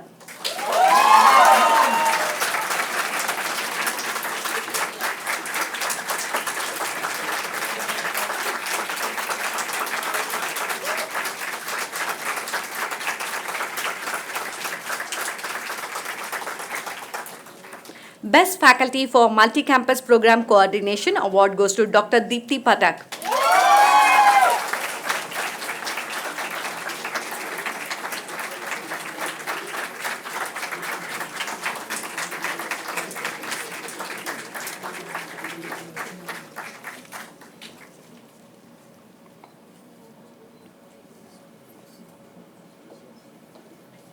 Let me move on to Best Staff Awards.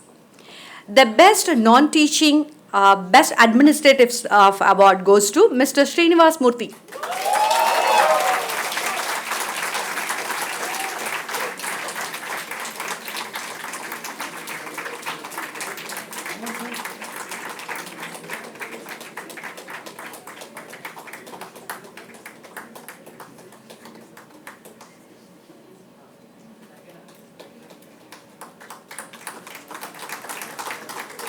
We have one more winner for this same award. Best Administrative Staff Award goes to Mr. Rupesh Kumar.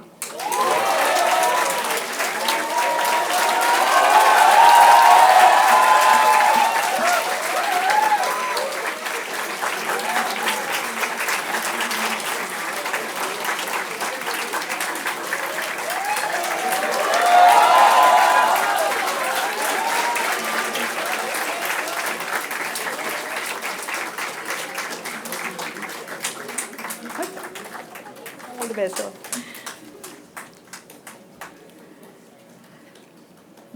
Our staff members who are the backbone of our institutions. We also have a very special recognition this year for staff members who have dedicated their service to these institutions for more than 15 long years.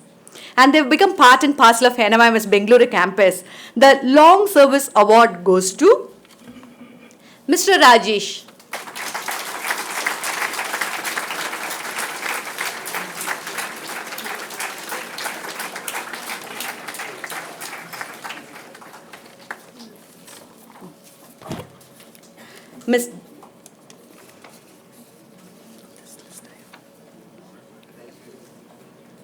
Miss Devi.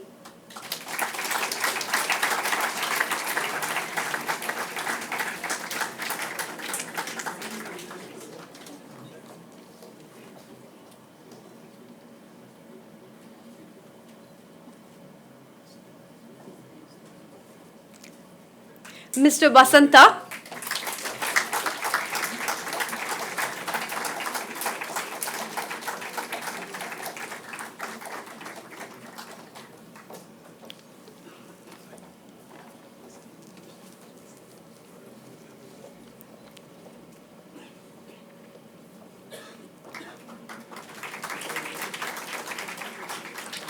And Mr. Pankaj. Good done.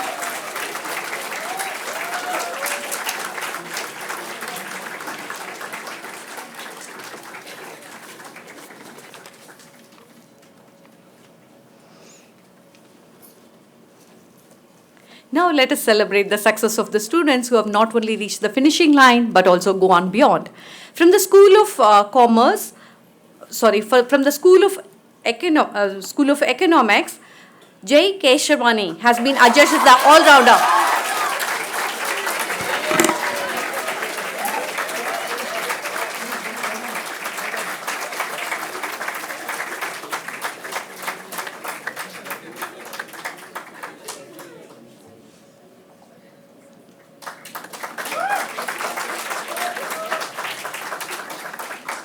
The Best Speaker Award goes to Shreya Patki.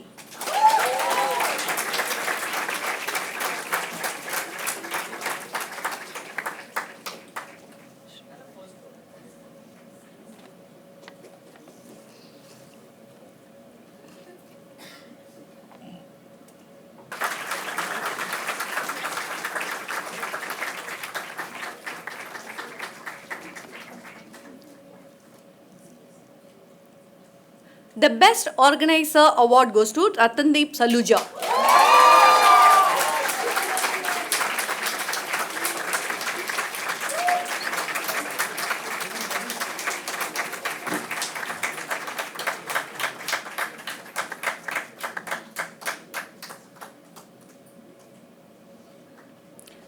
From School of Science, the Best Student award goes to Kashna Nagpal.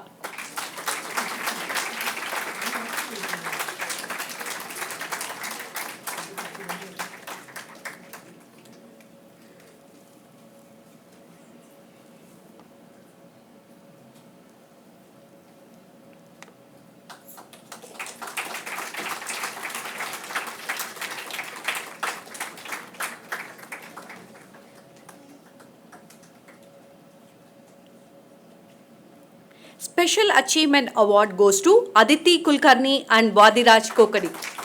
Mokati.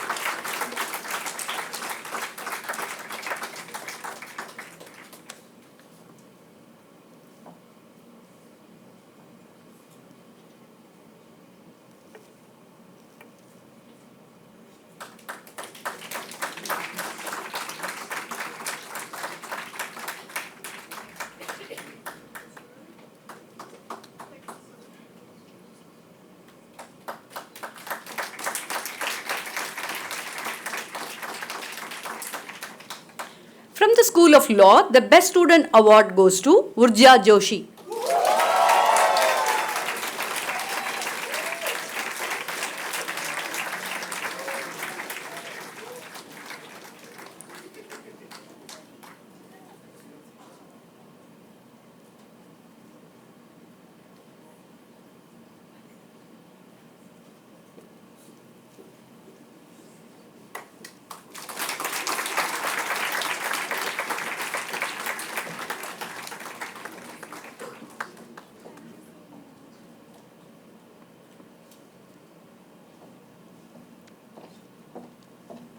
From School of Commerce, the Best Student Award goes to Shrika Adala.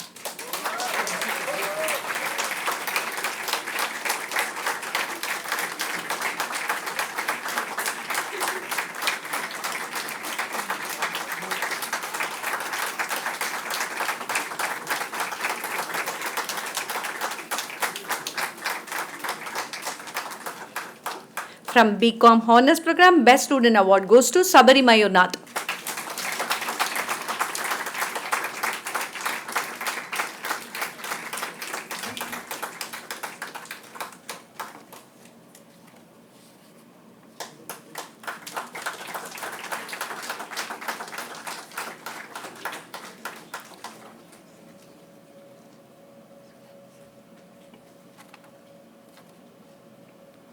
From the program Bachelor of Science in Finance, the Best Student Award goes to Aryavardhan.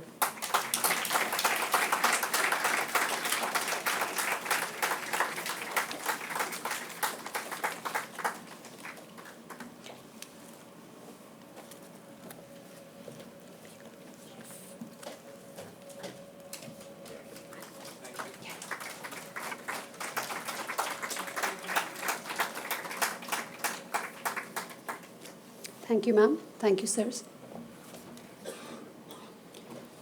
Let's give a huge round of applause to honor and appreciate our winners.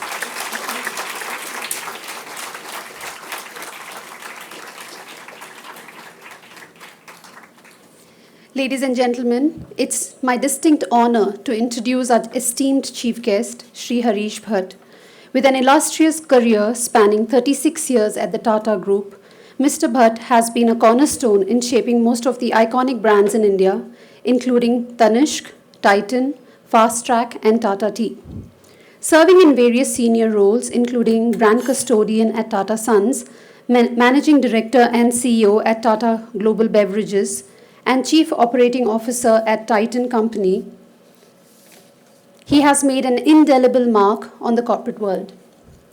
After his superannuation last year, he continues to guide and inspire as an advisor at Tata Sons and a director on the boards of Trent, Infinity Retail, and Tata Starbucks. In his most recent role, he led the development and growth of Tata, which is India's most valuable brand. As the Honorable Vice Chancellor introduced, his academic credentials are equally impressive, having graduated at the top of his class from BITS Pilani and IIM Ahmedabad, where he won the prestigious IIM Global Medal for Scholastic Excellence in 1987. In 2017, he received the Distinguished Alumnus Award from BITS Pilani. In 2022 and 2023, Forbes recognized him as one of the top 10 influential chief marketing officers in the world. It's a testament to his visionary leadership and marketing prowess. His strategic insights have been instrumental in the Tata Group's acquisition of Tetley Tea and turnaround of Tata's jewelry business. His intellectual curiosity extends beyond the boardroom, as he's also a prolific writer with 7 published books, including 3 national bestsellers. He has been a popular columnist for The Hindu, Business Line, and Mint newspapers. LinkedIn has selected him as one of the top voices in India. His most recent work, Jamsetji Tata, Powerful Learnings for Corporate Success, brings alive the vision of Jamsetji Tata and tells us what we can learn from it. He's an incorrigible foodie and also loves fitness. He feels both these passions are quite compatible with each other. His wife, Veena, is a data scientist. They have a daughter, Gayatri, who has embarked on her professional career. As we gather here today, we are privileged to hear from a leader whose life and work embody the pursuit of excellence. Ladies and gentlemen, please join me in welcoming Shri Harish Bhatt.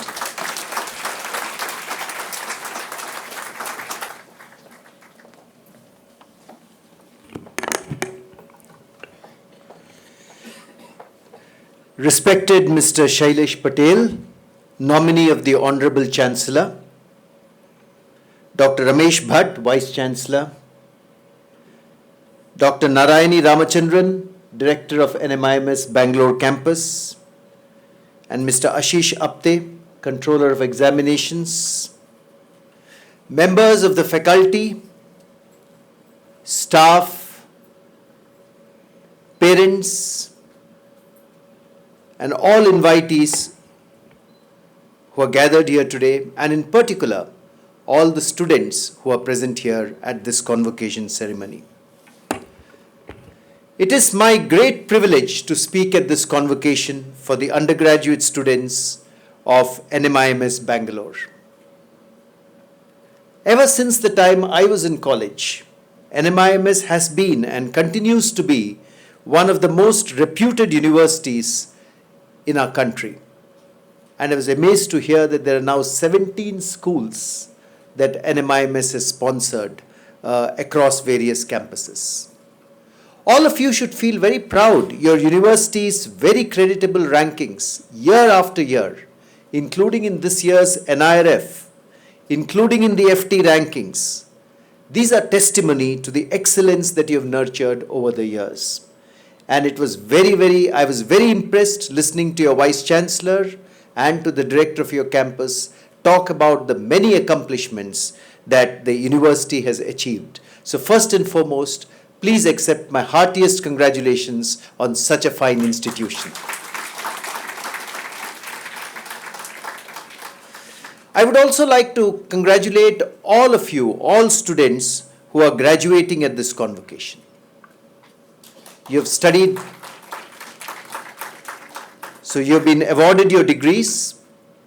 You have studied hard. I hope you have studied hard. Your Vice Chancellor made a reference to your attendance being impeccable as well. You have studied hard for the past few years, and this graduation is a significant milestone in your life.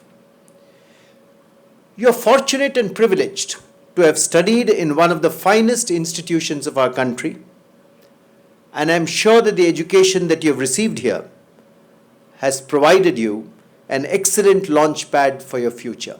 Whether you decide to pursue your future studies as postgraduates, whether you decide to join businesses, launch your own startups, work with companies, whatever you do, I'm sure the education you have been provided here has been an excellent launchpad. So coming into this convocation, I was thinking about what I could potentially speak to you. And I thought about the convocation that I attended at my university, at my institute, 37 years ago, that the Vice Chancellor had also referred to a little while earlier. And at that convocation, like all of you, when I was sitting amongst the students, one of the questions that I had in my mind was, I have got all this education with me, but what will make me successful in life? And what will help me to contribute to the best of my ability? And I'm sure that this is perhaps a question on many of your minds as well. Many of you who are here are thinking, you have got a undergraduate degree from this wonderful institution. What will success mean to you? How will you achieve that success in your life? So I thought I could use my experience in the Tata Group. I have now been working with the Tata Group for 37 years now, to try and answer this question as best as I could. From everything that I have seen and experienced in the Tata Group for 37 years, I think there are three important factors that will contribute to any professional success in life. These may not be the only factors, but these are three important factors that can contribute to your success. And I'm going to talk a little bit about each of these factors because I think they are very, very important to the way we think about life and we think about our careers. And these three factors that I'm going to talk about, the first is expertise and knowledge, the second is character, and the third is a sense of purpose. Let me start with expertise and knowledge. Successful people build deep expertise and knowledge in at least one area, and sometimes in more than one area. Successful people are respected for their expertise, and it helps them to do excellent work. So I'm sure all of you want to become an expert. I mean, some of you have received degrees in law, some of you have received degrees in economics, some of you have received degrees in commerce, in business, and I'm sure all of you want to become an expert in at least one area. The question is, how do you become an expert? You have learnt at this institution, and I would like to postulate to each of you that you become an expert when you keep learning and learning and learning throughout your life. Let me give you an example from the founder of the Tata Group. The founder of our group was a Parsi merchant called Jamshedji Tata. He is often called the father of industry in India. He lived in the 1880s and 1890s, okay? So he lived more than 130 years ago. And he wanted to set up India's first integrated steel plant. India had no idea how to make steel at that point in time at such a large scale. He was a textile merchant. He had no idea about how to make steel. But he was a shrewd businessman and he knew how to run a business very well. And what he did, he was fired by this idea that our nation should have its own steel plant. Why should we import steel from Europe and England? Why can't we make steel in India? And he learned. He learnt about metals and steel. I am told for 30 long years of his life, he kept a scrapbook. And in that scrapbook, every single newspaper article that was published about iron ore, about coal, about steel, he cut out and kept to learn more and more about the steel industry. For him, learning did not stop in college. Learning continued throughout his life. From being a textile merchant, and the British government of India at that time actually scoffed at his ability to make steel. In fact, one of the senior British governors and officers at that time said, if the Tatas make steel, we will eat every pound of it. Yet he kept learning about steel, learning and learning and learning until he became qualified enough to say, let me get a technologist to India to set up this steel plant here. That is learning for me. When you go into you have learnt in college. When you go into your workplace or in your business, you will learn. You will learn from your bosses. You will learn from the people you work with. You will learn from your colleagues. But what learning requires is an openness and an ability to work hard to learn. The more you work, the more you will learn. If you take up jobs or if you take up a profession where you're initially uncomfortable, you will learn even more. You don't learn as much in a zone of comfort as you learn in a zone of discomfort, because your learning curve will be very high when you face discomfort. And you will need to immerse yourself in your role and maintain your own scrapbook of learnings, just like Jamshedji Tata maintained that scrapbook about steel. If I were to give you an example, one of my bosses in the Tata Group was a gentleman called Bhaskar Bhatt, who shares my surname. He was the managing director of Titan Company here in Bangalore. Now, his initial expertise was in sales and marketing. He learnt as a sales manager in the eastern region of the country. Later on, he became the chief operating officer and the managing director of the business. But he learnt by keeping in touch with salespeople, by keeping in touch with distributors, with markets throughout his life. And even today, post his retirement, he keeps learning about sales and marketing and India and the Indian market in general. This has always been taught to us in the Tata Group. My first job in the Tata Group was as an assistant manager, sales and marketing in Tata Tea. We used to sell tea and coffee, competing with a huge giant like Unilever. We had very, very little market share, but we were a proud Indian company. And I was told by my boss at that time, that you cannot become an expert unless you know tea very well. You cannot become an expert unless you understand the product. So we had to learn how to taste tea. We had to learn how tea was grown and manufactured. I was sent to Munnar in Kerala to learn how tea was grown and manufactured. We had to learn how tea was made in Indian homes. How a home in Gujarat makes tea differently from a home in Tamil Nadu, from a home in Karnataka. Only then can you market tea to people, once you learn this. So learning is about going deep into the subject. You have to go deep into the subject. My subject at that time was tea. Your subject may be something else when you join a company. But unless you immerse yourself deep into your profession, learn about the product that you're going to be part of, learn about the industry that you're going to be part of, you will never achieve expertise. Some of these things will be taught to you. You will be part of training programs, you will be part of conferences in your companies, but some of these you will have to learn by observation.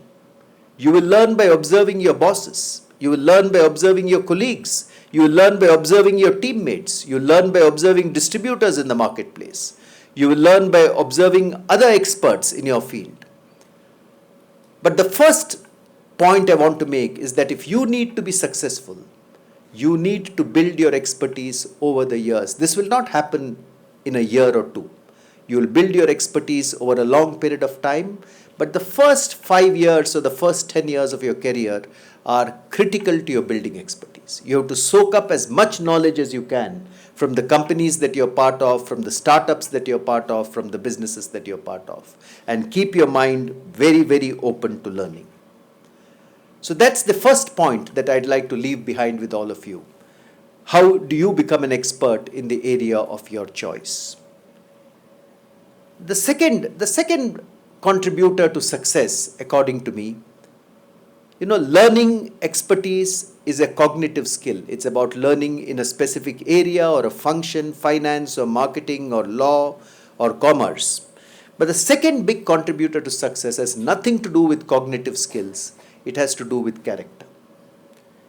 The most successful people that I have seen have been successful because they have had the strength of character. What is character? Character is made up of many things. Are you honest in everything that you say and do? When you are faced with a tough situation, do you take a decision which is right rather than a decision which is easy? And I was very happy to see that in the NMIMS oath today, that we are not here to do easy things, we are here to do the right things. Do you take the right decision? Are you reliable? When you say that I will do something, do you always do what you say? When you make a promise, do you fulfill that promise? Are you persistent and determined, despite all the challenges that come your way, that you will achieve whatever big or small thing that you want to do in life? Sometimes you will want to achieve small things, sometimes you will want to achieve big things, Sometimes there'll be small victories that you go for. Are you persistent? Because life is not going to be easy. Life will hold many, many ups and downs, many, many challenges year after year. And do you persist in the face of those challenges? So all this put together is character. There are many facets of character.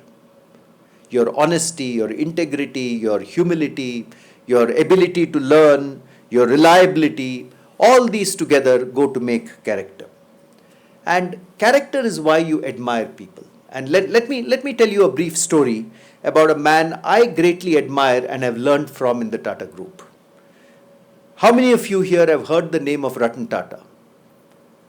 It's good to see virtually every hand go up. He's an iconic figure, and for most of my career in the Tata Group, he has been the chairman of our group. One of the reasons he's so admired and is an icon across the country is because he has done what he has promised, always. And yet another reason he is greatly admired is that he carries himself with a lot of grace and humility. And yet another reason that he is admired is because of his persistence to make things happen. Do you know that in 1995, he once stood up and said, "Can we make a car which is completely Indian?" In 1995, there was no Indian car here. We had Maruti here, which was designed in Japan and assembled in Gurgaon. We had Hyundai, which was designed in Korea and assembled in Sri Perumbudur near Chennai. But we had no car which was made completely of Indian parts, designed for an Indian family. And Ratan Tata stood up and said, "Can we make a car which is completely Indian?" People did not believe him. They said, "You need technology to make cars. India does not have that kind of technology." And he said, "Why cannot India make cars?" Because at that time, India had already launched a satellite in space. Aryabhata was in space. And why cannot the most developed countries in the world have their own cars? Look at Toyota in Japan. Look at Mercedes-Benz in Germany. Look at Chrysler and Ford and General Motors in the United States of America. Look at Hyundai and Kia in Korea. Virtually every developed country in the world has its own car. He called for the car industry to come around and coalesce in making this car. Many people did not believe him, just like they did not believe Jamshedji Tata when he said India should make its own steel. So Ratan Tata launched an effort to make a car which was as large as the Ambassador, as fuel efficient as the Maruti, and as stylish as a Zen. That was his slogan. It requires a lot of money to make a car. To get a manufacturing plant for a car is more than $2 billion in terms of cost. Tata Motors did not have the money at that time to spend that kind of money to make a car. Ratan Tata and his leadership team went all around the world. They found a disused car plant in one corner of Australia, which was not being used by Nissan anymore. They were able to buy it at 1/6 the cost of a regular car plant. Brick by brick, they disassembled it, brought it to Pune, and created a car plant there.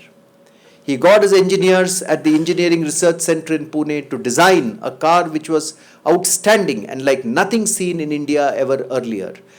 And that car, it was designed by his engineers along with IDEO of Turin working together. He developed ancillary units. His team developed ancillary units for all the 3,000 parts that go into a car. Ancillary units in and around Pune to create an entire industry with jobs there. He trained people to assemble a car. I have spoken to some of those workers in Tata Motors Pune, and they have told me that even today they have tears of joy in their eyes when they think about assembling that first car. And that, ladies and gentlemen, eventually led to the birth of Tata Indica, which was India's first indigenous car. It required a lot of persistence. It required a lot of persistence. And people have asked Mr. Ratan Tata, what gave you the courage to create this? What gave you the courage to compete against the Germans and the Japanese and the Koreans to create India's first car? And he said, I had every trust and faith in the engineers who worked with us in Tata Motors. And he said, history may think we have failed or history may think we have succeeded, but we wanted to do it and we did it. We created India's first indigenous car. That is persistence and character for me. Persistence and character is going in the face of all challenge that you have to do what you want to do. And you may not create India's first car. You may have other dreams for yourself. Many of you may have dreams of becoming great lawyers or great business managers or starting your own startup. But just like Ratan Tata faced all these challenges, you will also face challenges in the dreams that you want to achieve. And that is where your character will come to the fore. And you have to decide then whether you will make the right choice or the easy choice. If you make the right choice, I think you have every opportunity to chase your dreams and become what you want to become in life. But character is also about integrity. Integrity is not just financial integrity, it is also intellectual integrity and honesty.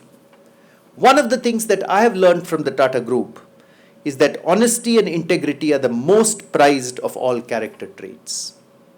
I can tell you over my 37 years, Tata is definitely a caring group that takes care of its employees. And there are many other groups like Tata also. I hope many of you also take up jobs in such reputed corporate groups of our country. What I saw was Tata is a caring group that takes care of its employees. But what I also saw is that if there was dishonesty, the group acted immediately and you were out of the group before you could imagine it.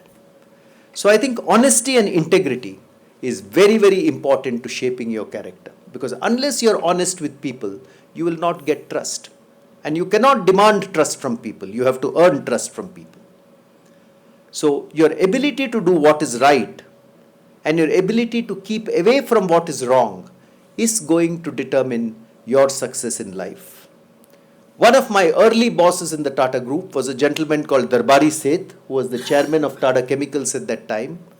And I still remember something that he told me, which I have been carrying in my mind for the last 30 odd years.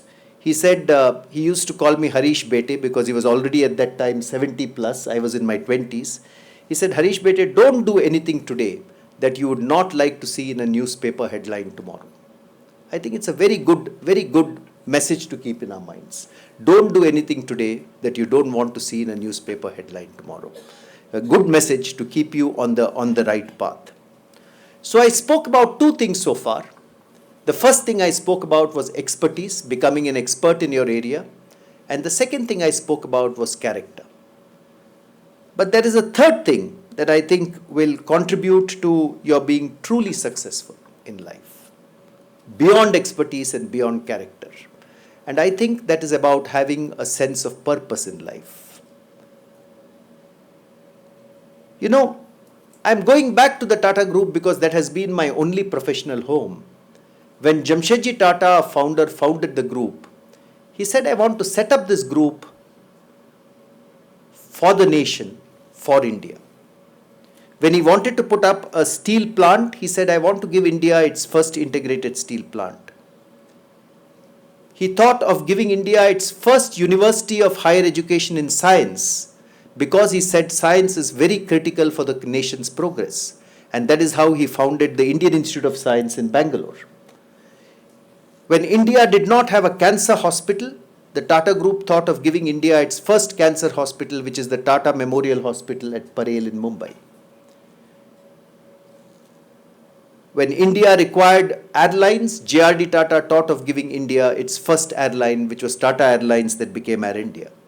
And it's the same thing time and again. India's first IT services company, TCS. Today, the Tatas are investing in semiconductors because semiconductors are very important for the future of this country. But all this goes back to the purpose that Jamshedji Tata had in mind. What can we do for the country? What can we do for the nation? Of course, we want to be very profitable in all the industries that we are, but we also want to do it in industries which are very, very important to the nation. So that nation building is the purpose of the Tata Group. But purpose is not associated only with companies. Every individual can also have a purpose. When I was very young and in my 20s, my initial purpose was just to discover what I really liked. I did not know that I was going to become a marketer. I wanted to find out what really attracted me, what really retained my interest. So that was my initial purpose. When I became a marketing manager, my purpose was to make an impact as a marketer and to build good brands, great brands for India. Later in life, I became a CEO, managing director of a company. I found a new purpose in leading businesses and teams to success, helping provide jobs and livelihoods to many, many people by helping build businesses. And today, at a much later stage in life, I've also found a new purpose in contributing to the world around me by sharing my knowledge, by inspiring people through the books and articles that I write. So purpose also evolves in life. So from my own experience, I would say, it does not matter what your specific purpose is. But what matters is, do you have a purpose that keeps you going? Do you have a purpose that keeps you motivated at all times, that helps you to grow and learn and learn?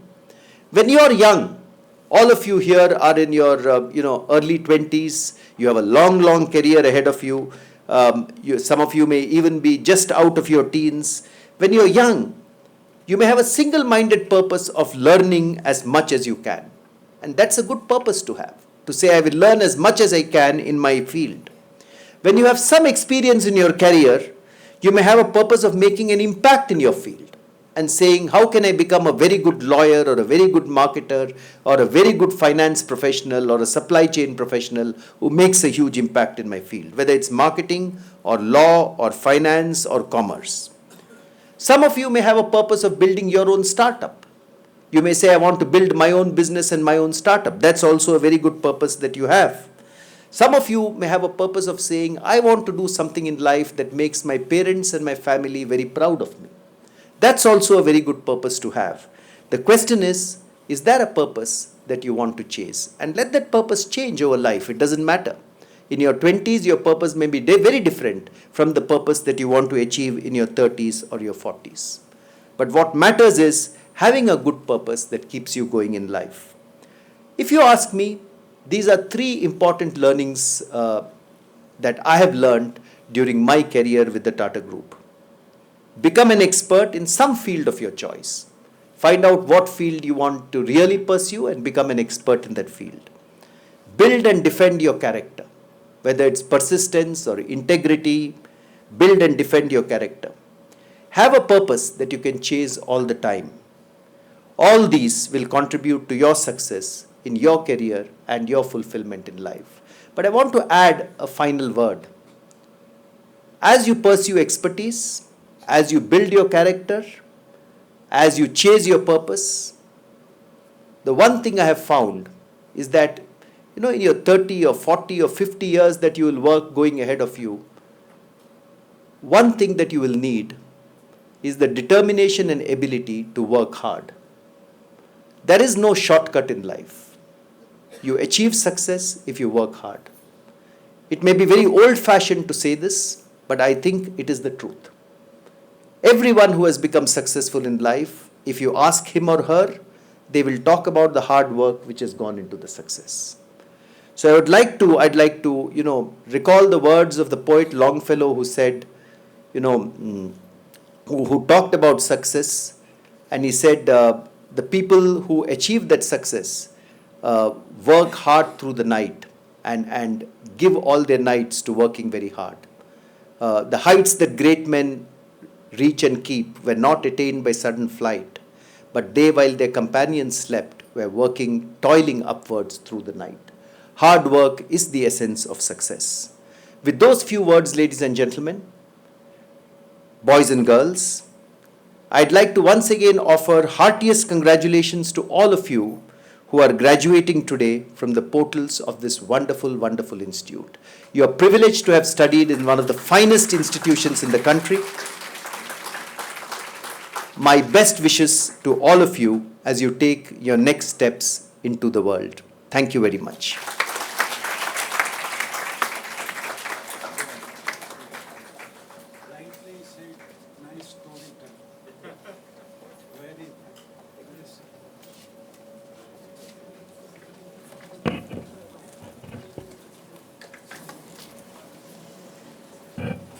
Thank you, sir. On behalf of everyone here, I want to extend our heartfelt thanks for your inspiring speech. Your insights and words of wisdom, especially the three foundational thoughts to life, having expertise and knowledge, being honest and working with integrity, and having a sense of purpose, and above all, the dedication and hard work that requires to achieve it. These words of wisdom have truly resonated with all of us and will leave a lasting impression on all of us today. We are deeply grateful for the time and effort that you took to be with us and share your valuable experience, sir. Thank you.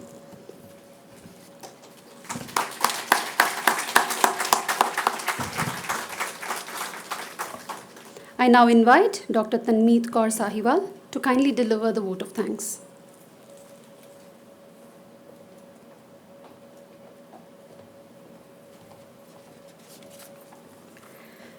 Distinguished dignitaries, esteemed guests, and our valued audience, a very good afternoon. On behalf of the entire NMIMS Bengaluru campus, I, Dr. Tanmeet, feel great honor to extend our heartfelt gratitude as we conclude the convocation ceremony for the undergraduate class of 2024.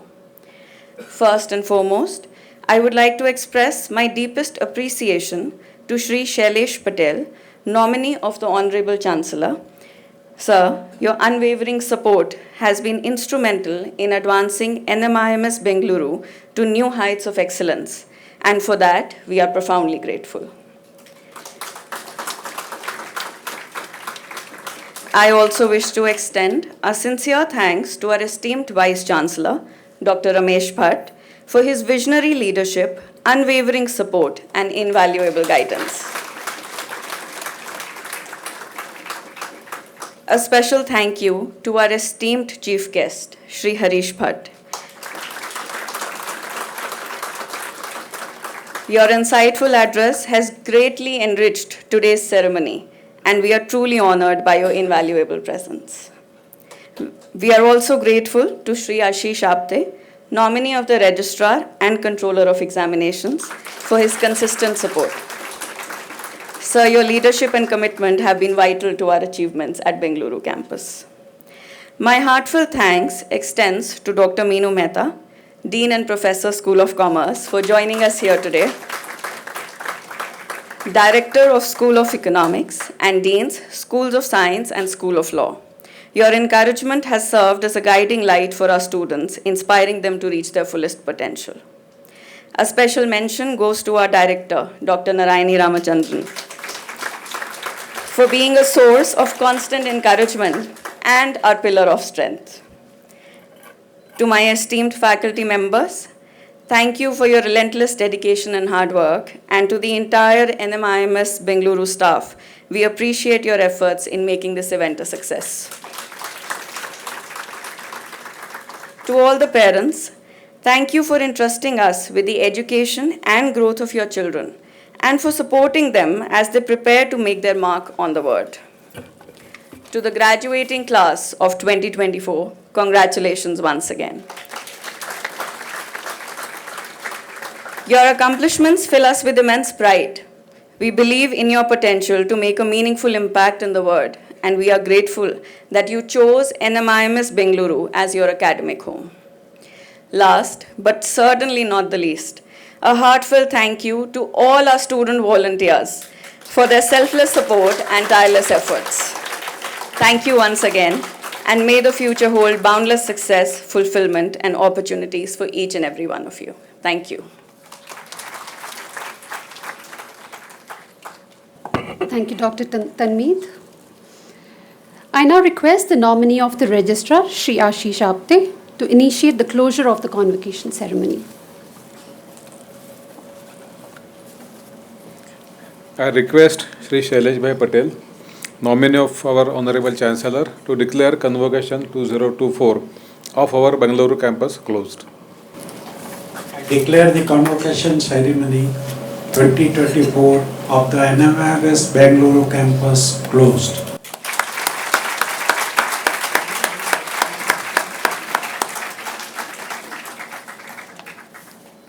I request you to please stand up for the national anthem.